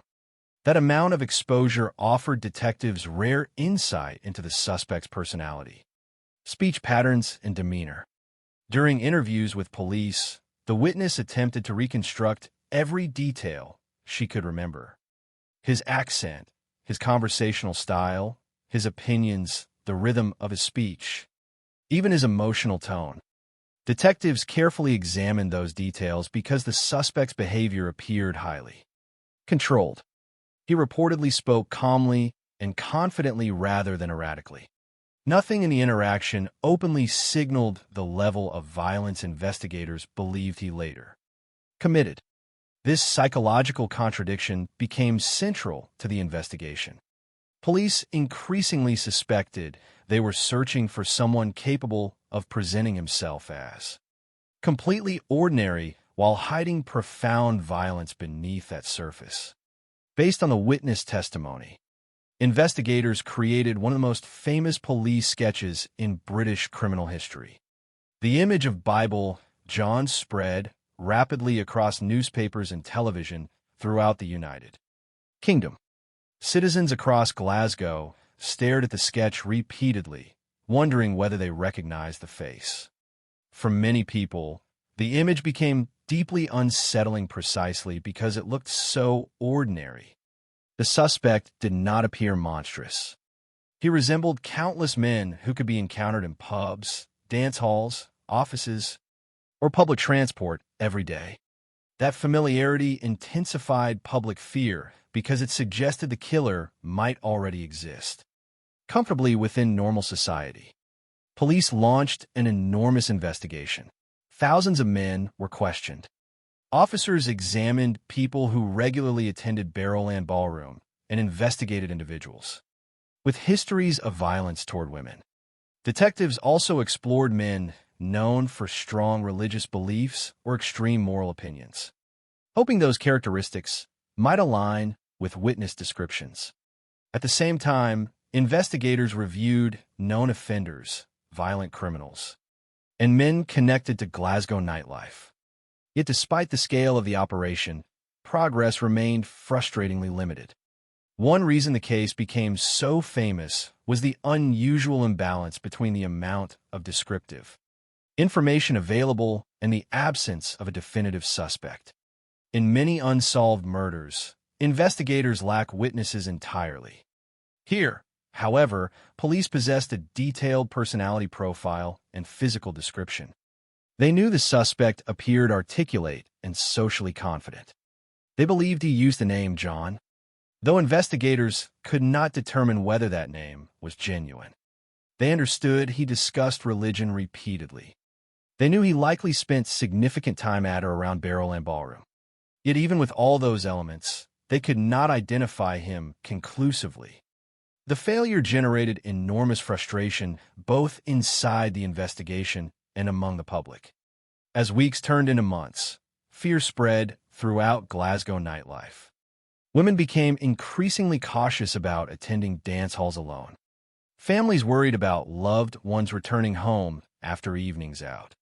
The murders transformed ordinary social activities into potential sources of anxiety. Barrowland Ballroom itself became psychologically linked with danger despite remaining an active entertainment venue. Its dance floor, once associated primarily with music and social excitement, now carried associations with death and unresolved mystery. Public fascination with Bible John grew rapidly through media coverage. Newspapers emphasized the suspect's religious references and calm demeanor, often portraying him as an almost ghost-like figure moving through Glasgow nightlife unnoticed. This coverage intensified the atmosphere surrounding the case. Rumors circulated constantly. People claimed to have seen men matching the sketch. Conversations about Bible John spread through workplaces, homes, pubs, and public transport. Yet despite the flood of public attention, no arrest followed. Over time, investigators began considering various theories explaining why the murders apparently stopped after Helen Pudik's death. One possibility was that the killer had died or committed suicide shortly afterward. Another theory suggested he had been imprisoned for unrelated crimes. Some investigators believed he may have left Scotland entirely after realizing police attention had become too intense. Others suspected he continued living normally under an unknown identity, simply avoiding further murders or never being connected publicly to additional crimes. The uncertainty surrounding his disappearance became one of the most disturbing aspects of the case. Serial killers are often imagined as compulsive offenders who inevitably continue escalating violence. But Bible John appeared to vanish abruptly, leaving investigators uncertain whether they had truly seen the end of his crimes or merely lost the ability to recognize them. During later years, several individuals emerged as possible suspects. Among the names discussed publicly was John Artine, a man reportedly considered by some investigators because he resembled witness descriptions and allegedly possessed a history of violence toward women. However, no direct evidence proved he was Bible John. Like many other theories surrounding the case, suspicion remained incomplete and unconfirmed. This pattern would repeat repeatedly across decades. Potential suspects appeared, generated temporary media attention, and then faded again due to lack of evidence. Advances in forensic science later encouraged renewed examination of the case. As DNA analysis developed, Scottish investigators revisited preserved evidence from the murders. Modern forensic methods offered possibilities unavailable during the late 1960s. Detectives hoped technological progress might finally identify the unknown offender. Yet despite periodic reviews and scientific advances, no publicly confirmed identification emerged. The case therefore remained suspended between progress and uncertainty, close enough to feel solvable, yet persistently unresolved. What continued to haunt investigators and the public alike was not merely the brutality of the crimes, but the social nature of the suspect's behavior before the murders. Bible John did not reportedly isolate victims through immediate force or intimidation. Instead, he entered conversations naturally within ordinary social settings. He danced, spoke politely, and appeared composed. Witnesses described a man capable of discussing morality and religion while simultaneously concealing lethal violence. That contradiction created deep psychological discomfort because it challenged assumptions about how danger presents itself. Society often imagines violent offenders as visibly threatening outsiders. But the Bible John investigation suggested something far more disturbing: that someone capable of extreme brutality could appear entirely respectable and socially normal. Decades after the murders, the investigation still occupies a unique place within British criminal history because it combines elements rarely found together in unsolved cases. There were witnesses. There was a detailed description. There was a recognizable behavioral pattern. There was massive public exposure. And yet there was no arrest, no trial, and no definitive resolution. The man called Bible John remained not simply unidentified, but psychologically elusive. He existed in public memory as both vividly described and strangely invisible, a man who reportedly sat in crowded taxis discussing religion and morality before disappearing forever into one of the darkest unsolved mysteries in modern Scottish history. Most major murder investigations eventually move toward a familiar conclusion. Detectives identify a suspect, evidence accumulates, prosecutors prepare a case, and a courtroom determines guilt or innocence. The investigation surrounding Bible John never reached that point. That absence of resolution became one of the defining characteristics of the case and one of the primary reasons it continued haunting public consciousness for decades. Despite massive police operations, detailed witness testimony, widespread media attention, and later forensic reviews, no individual was ever formally charged with the murders of Patricia Docker, Jemima MacDonald, and Helen Puddock. The investigation became trapped in a painful space between certainty and uncertainty. Detectives strongly believed the murders were connected. They believed a single offender was responsible. They possessed a witness description detailed enough to create one of the most recognizable criminal sketches in British history. And yet the identity of the man behind that sketch remained officially unresolved. In the years immediately following the murders, police in Glasgow faced enormous public pressure. Fear surrounding the crimes had spread throughout the city. Women remained cautious about visiting the Barrowland Ballroom and similar nightlife venues. Newspapers continued publishing stories examining the investigation, speculating about possible suspects, and questioning whether the killer might strike again. The psychological effect on the public was intensified by the fact that the suspect had reportedly behaved so normally before the murders. He was not imagined as someone visibly monstrous or socially isolated. Witnesses described a polite, articulate man capable of carrying on ordinary conversations for hours.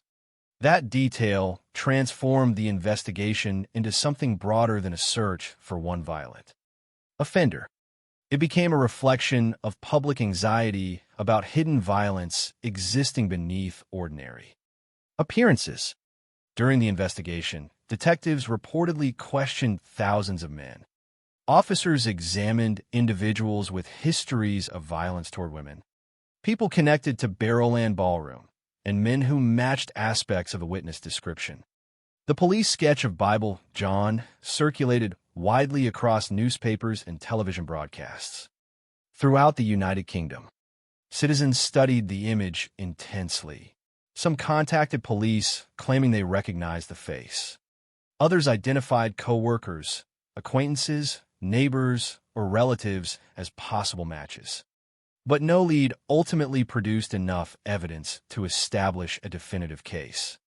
The absence of physical forensic technology during the late 1960s severely complicated matters. Modern DNA analysis did not yet exist.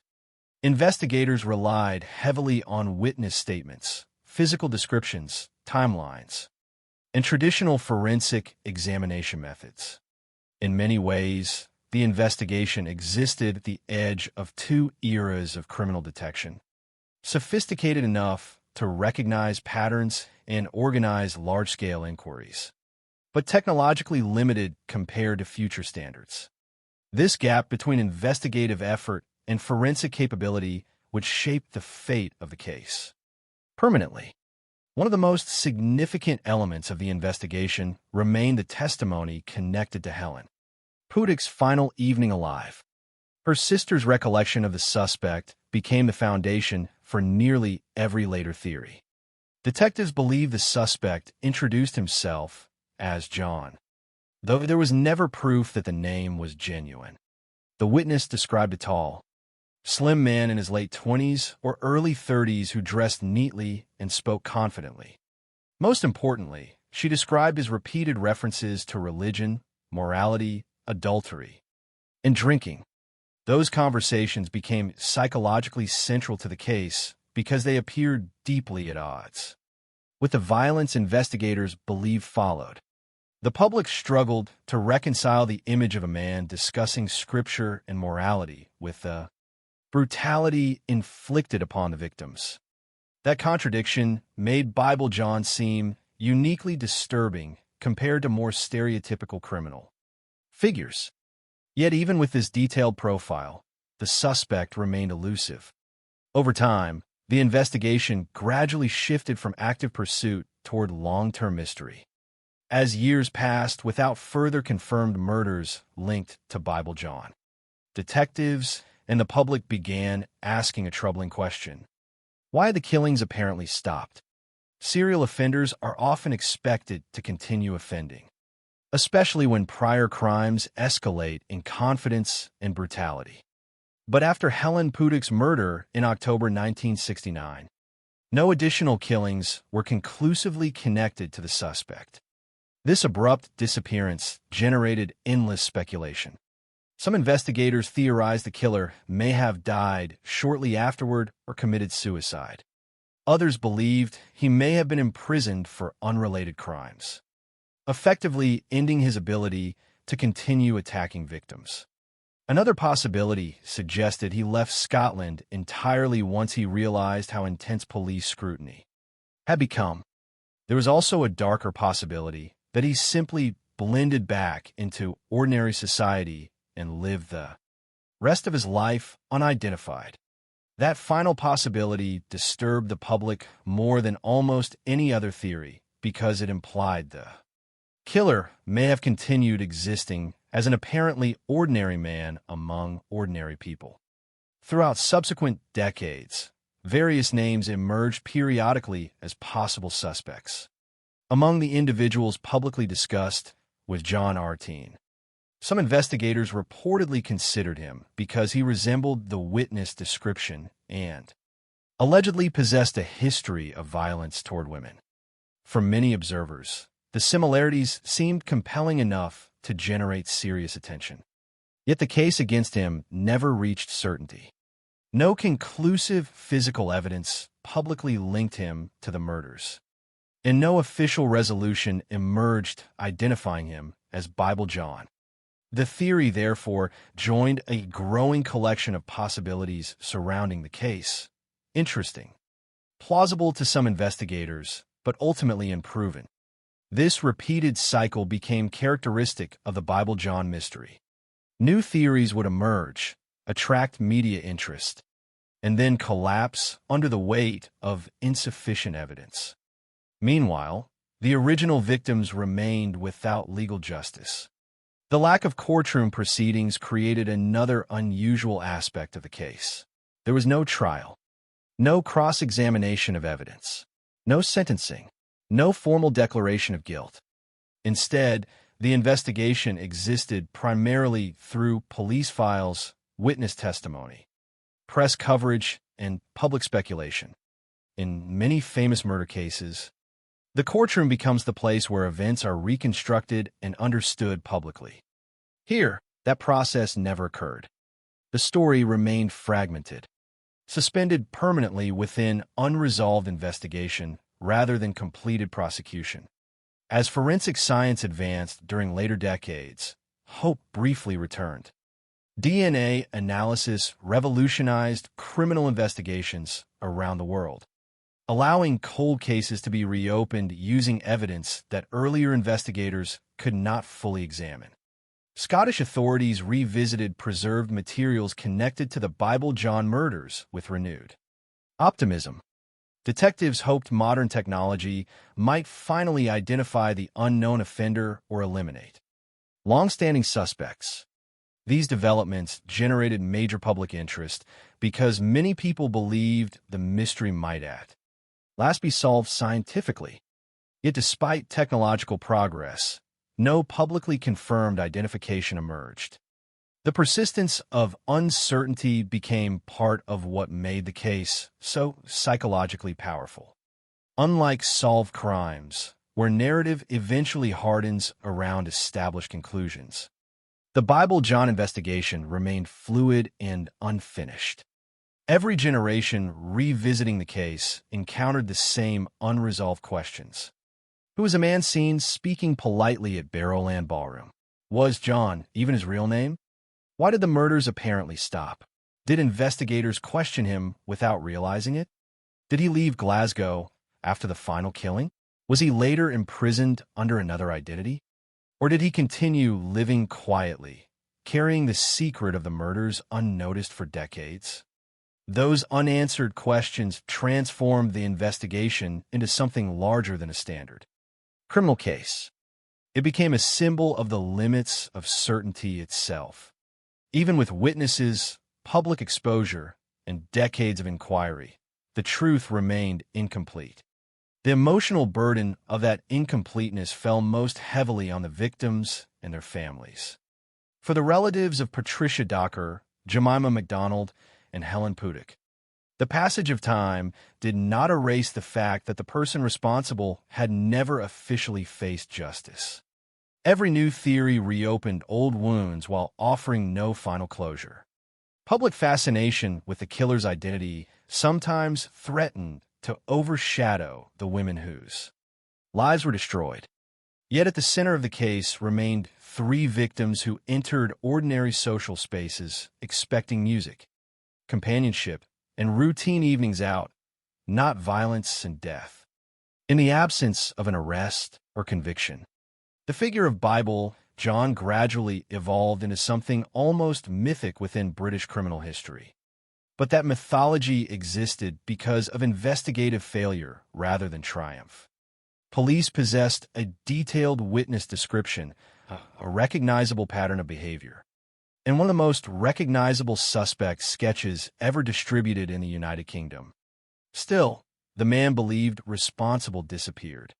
That combination of visibility and invisibility, being so publicly described yet never conclusively identified, ensured that the Bible John case would endure as one of the most unsettling unsolved murder investigations in modern British history. Long after the murder stopped, the name Bible John continued to move through the public imagination like a shadow that never fully disappeared. In many criminal investigations, fear fades once an arrest is made and a trial provides answers. The case of Bible John never reached that resolution. There was no courtroom confession, no final reconstruction of events presented before a jury, and no definitive explanation for why the murders happened or why they suddenly ended. Instead, the story remained unfinished, suspended between evidence and uncertainty. That unresolved quality transformed the investigation from a series of homicide cases into one of the most enduring criminal mysteries in the history of the United Kingdom. Even decades later, the case continued to disturb people not simply because women had been murdered, but because the suspected killer appeared capable of disappearing completely after operating in full public view. The murders permanently altered how many people in Glasgow viewed urban nightlife during the late 1960s and the years that followed. Before the killings, places like the Barrowland Ballroom represented excitement, music, social freedom, and escape from difficult working lives. Dance halls were deeply woven into the culture of the city. They were spaces where strangers met, friendships formed, relationships began, and ordinary people sought moments of joy. After the murders, however, that atmosphere changed. Fear entered spaces once associated with entertainment. Women became more cautious about accepting rides, leaving venues with unfamiliar men, or walking home alone after evenings out. Families worried differently. Conversations about safety became more urgent. The psychological impact extended far beyond the direct victims because the crimes attacked something foundational within urban social life. The assumption that crowded public spaces offered at least some degree of security. What made the Bible John case especially frightening was the nature of the suspect himself. According to witness accounts, he did not behave like a visibly unstable predator. He reportedly appeared polite, calm, and articulate. He dressed neatly. He spoke confidently about morality and religion.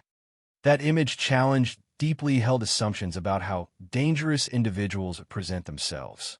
Socially, society often imagines violent offenders as visibly threatening outsiders, people whose behavior immediately signals danger.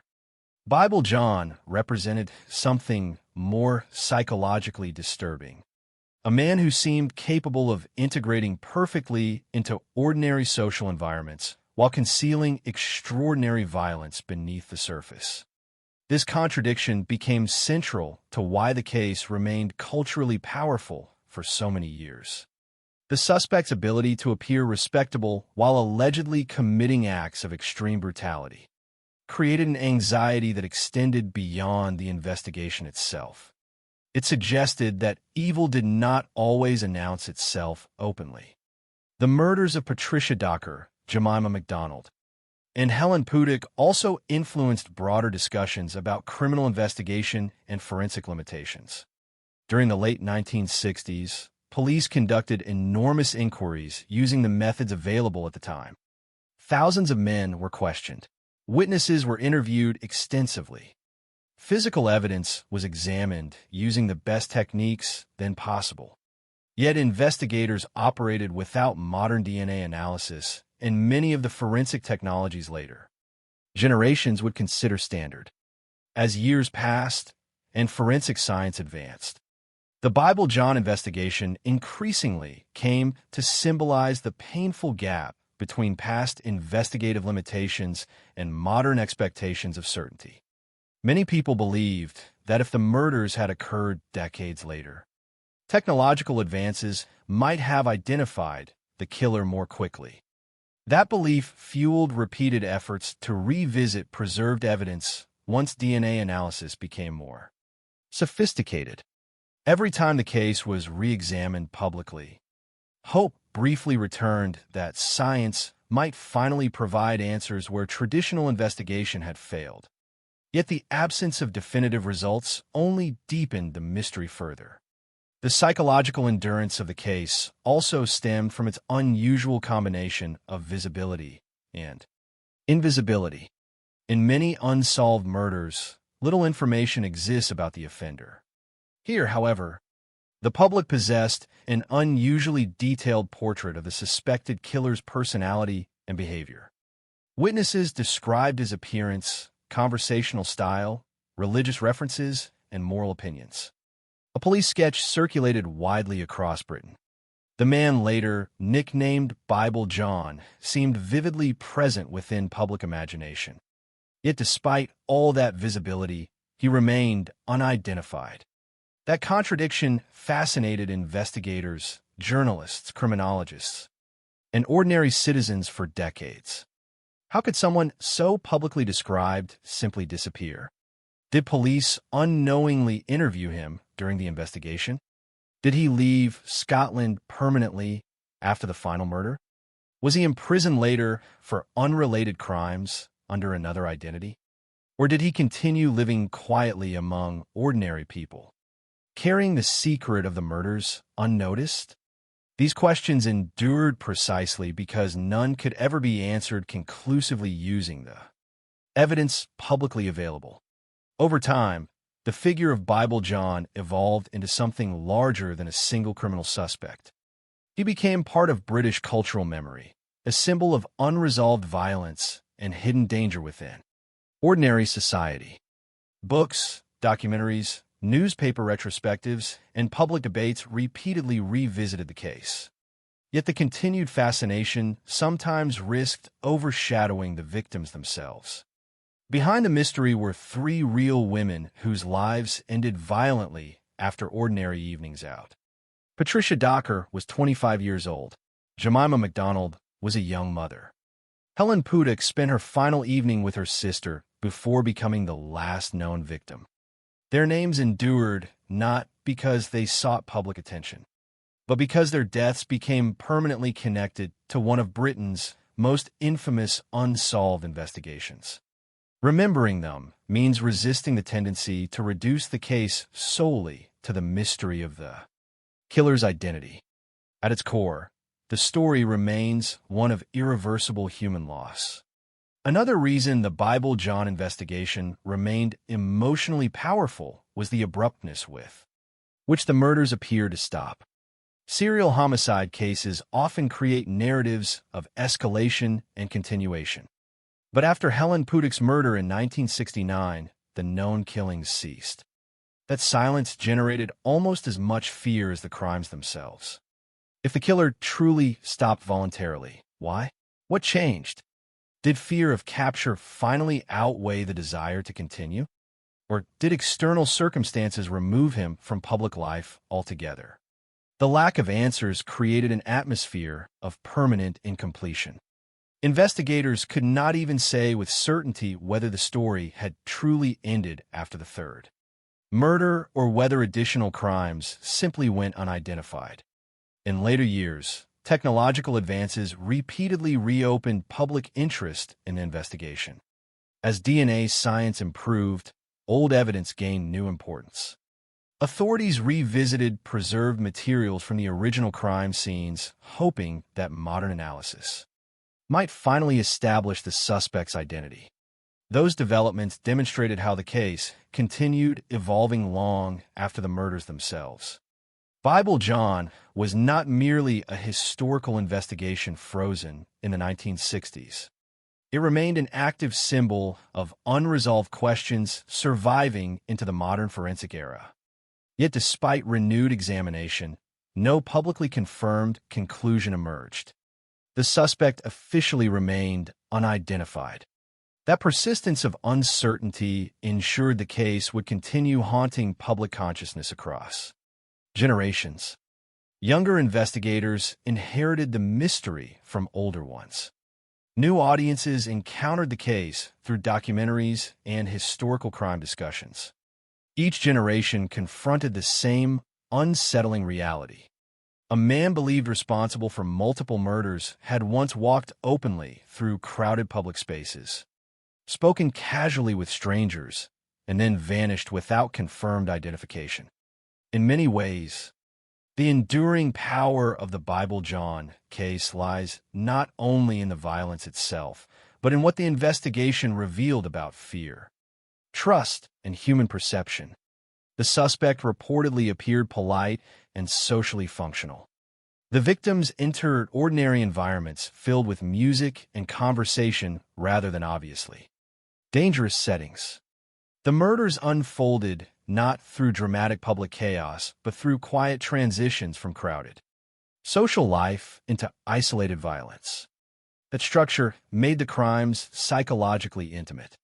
They suggested danger could emerge gradually through ordinary interaction rather than obvious threat.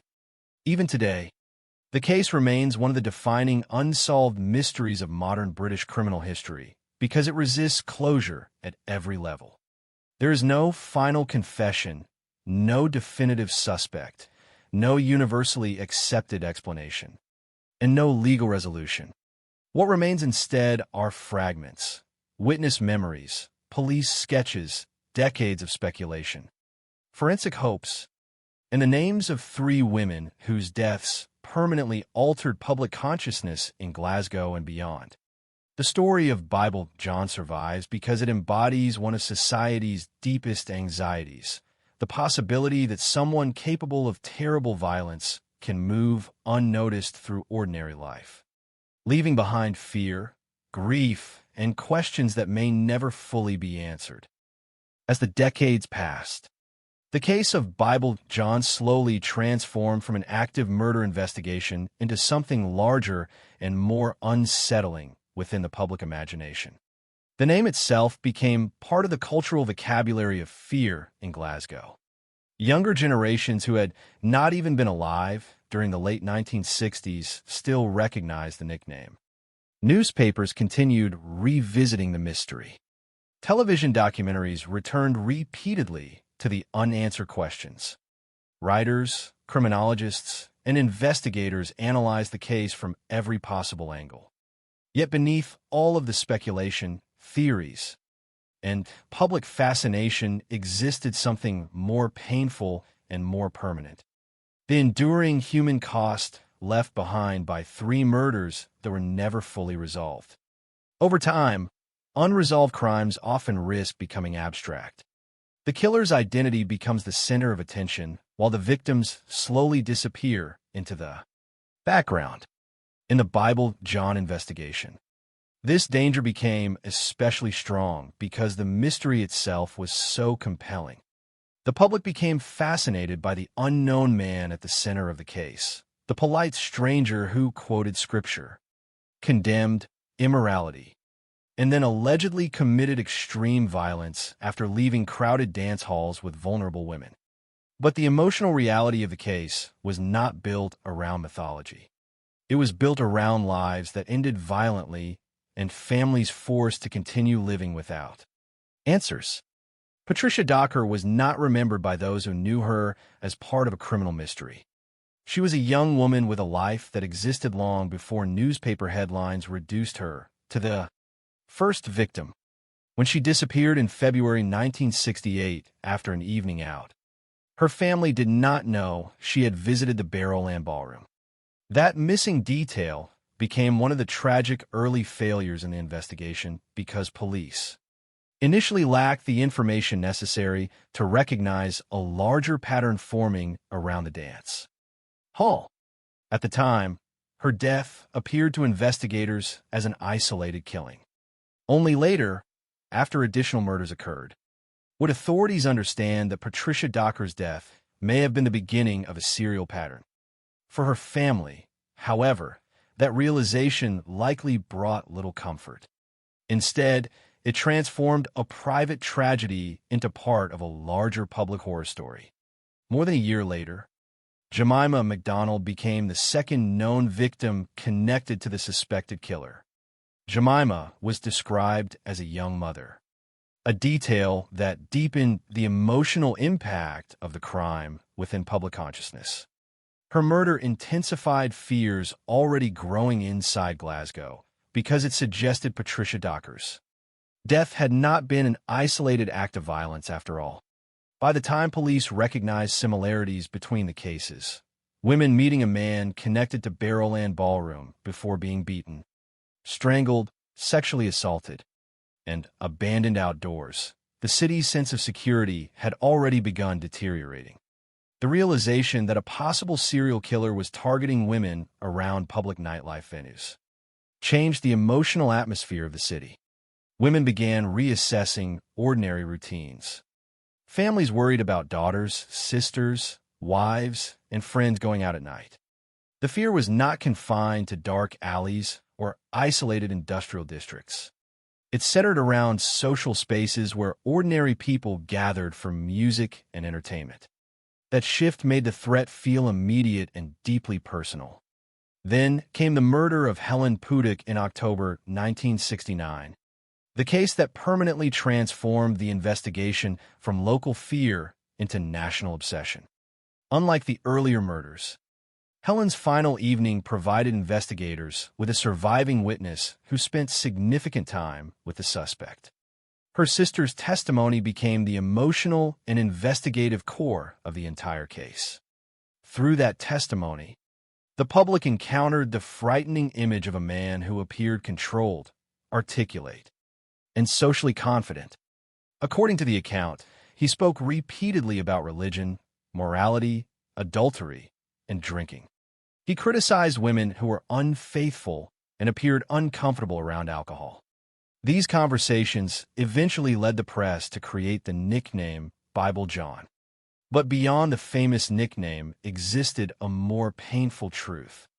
Helen Pudick spent hours unknowingly sitting beside the man investigators believed would later murder her. That detail continued haunting the public imagination for decades because it emphasized how ordinary the interaction initially appeared. There was no immediate visible sign of danger, no dramatic warning, no obvious moment when the evening transformed into catastrophe. The suspect reportedly blended into the social environment perfectly. He danced, talked, rode in a taxi, and participated in routine social behavior before violence entered the story. This normality made the case uniquely disturbing. Many violent crimes involve chaotic confrontations or obvious predatory behavior. Bible John, by contrast, allegedly approached victims through familiarity and conversation. The emotional impact of that pattern extended far beyond the investigation itself because it challenged assumptions about trust and social interaction in public life. The surviving witness testimony also created another layer of psychological burden.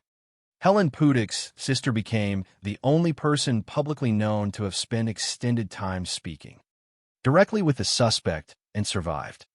Her recollections shaped public understanding of the killer for decades. Every description of a suspect's appearance, voice, behavior, and opinions passed through the fragile process of human memory. Investigators relied heavily on her account because it represented the clearest available portrait of the unknown offender. Yet this also meant the case carried an enormous emotional weight for the witness herself. She was not merely observing history from a distance. She had shared space with a man believed responsible for multiple murders and unknowingly watched her sister leave with him on the final night of Helen's life. The psychological consequences of such an experience are difficult to measure fully, especially in an era when trauma support systems were far less developed than they are today.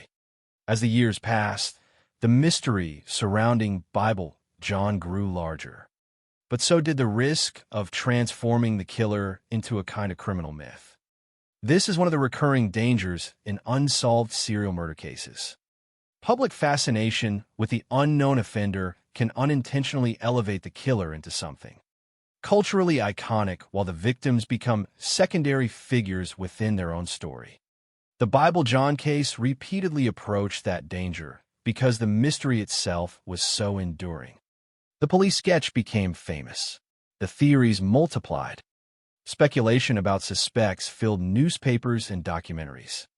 Yet the reality beneath all of it remained brutally simple. 3 women entered ordinary social spaces and never returned home alive.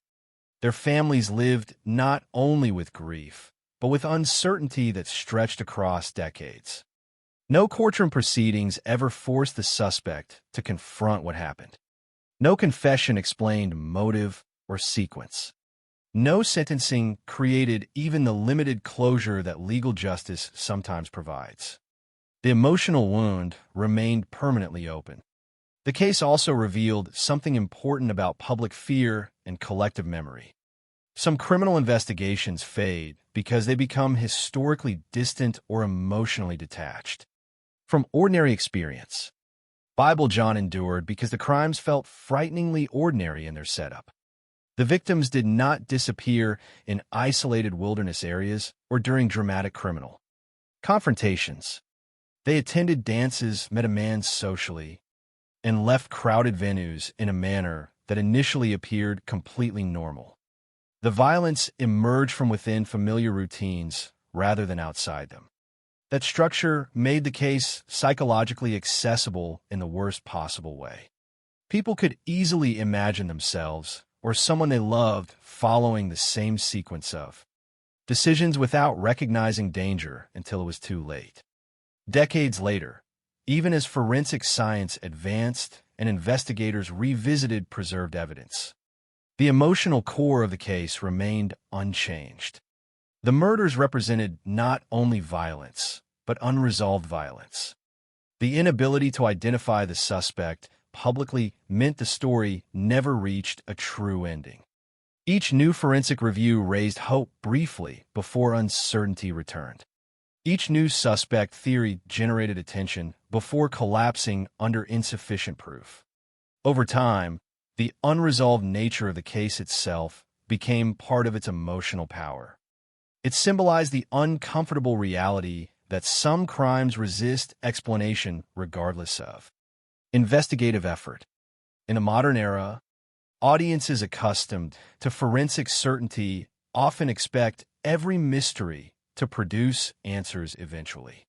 Bible John stands as a reminder that history does not always provide closure. Perhaps the most haunting aspect of the entire investigation is the possibility that the man known as Bible John successfully disappeared not because he possessed extraordinary criminal genius, but because he understood how to appear ordinary. Witnesses did not describe a visibly unstable stranger. They described someone capable of polite conversation, social interaction, and outward respectability. That possibility remains deeply unsettling because it suggests the greatest danger may sometimes come not from obvious monsters, but from individuals capable of hiding violence beneath the appearance of normal human behavior. That fear, more than the sketch, more than the nickname, more than the decades of speculation, is why the case continues haunting public consciousness generations later.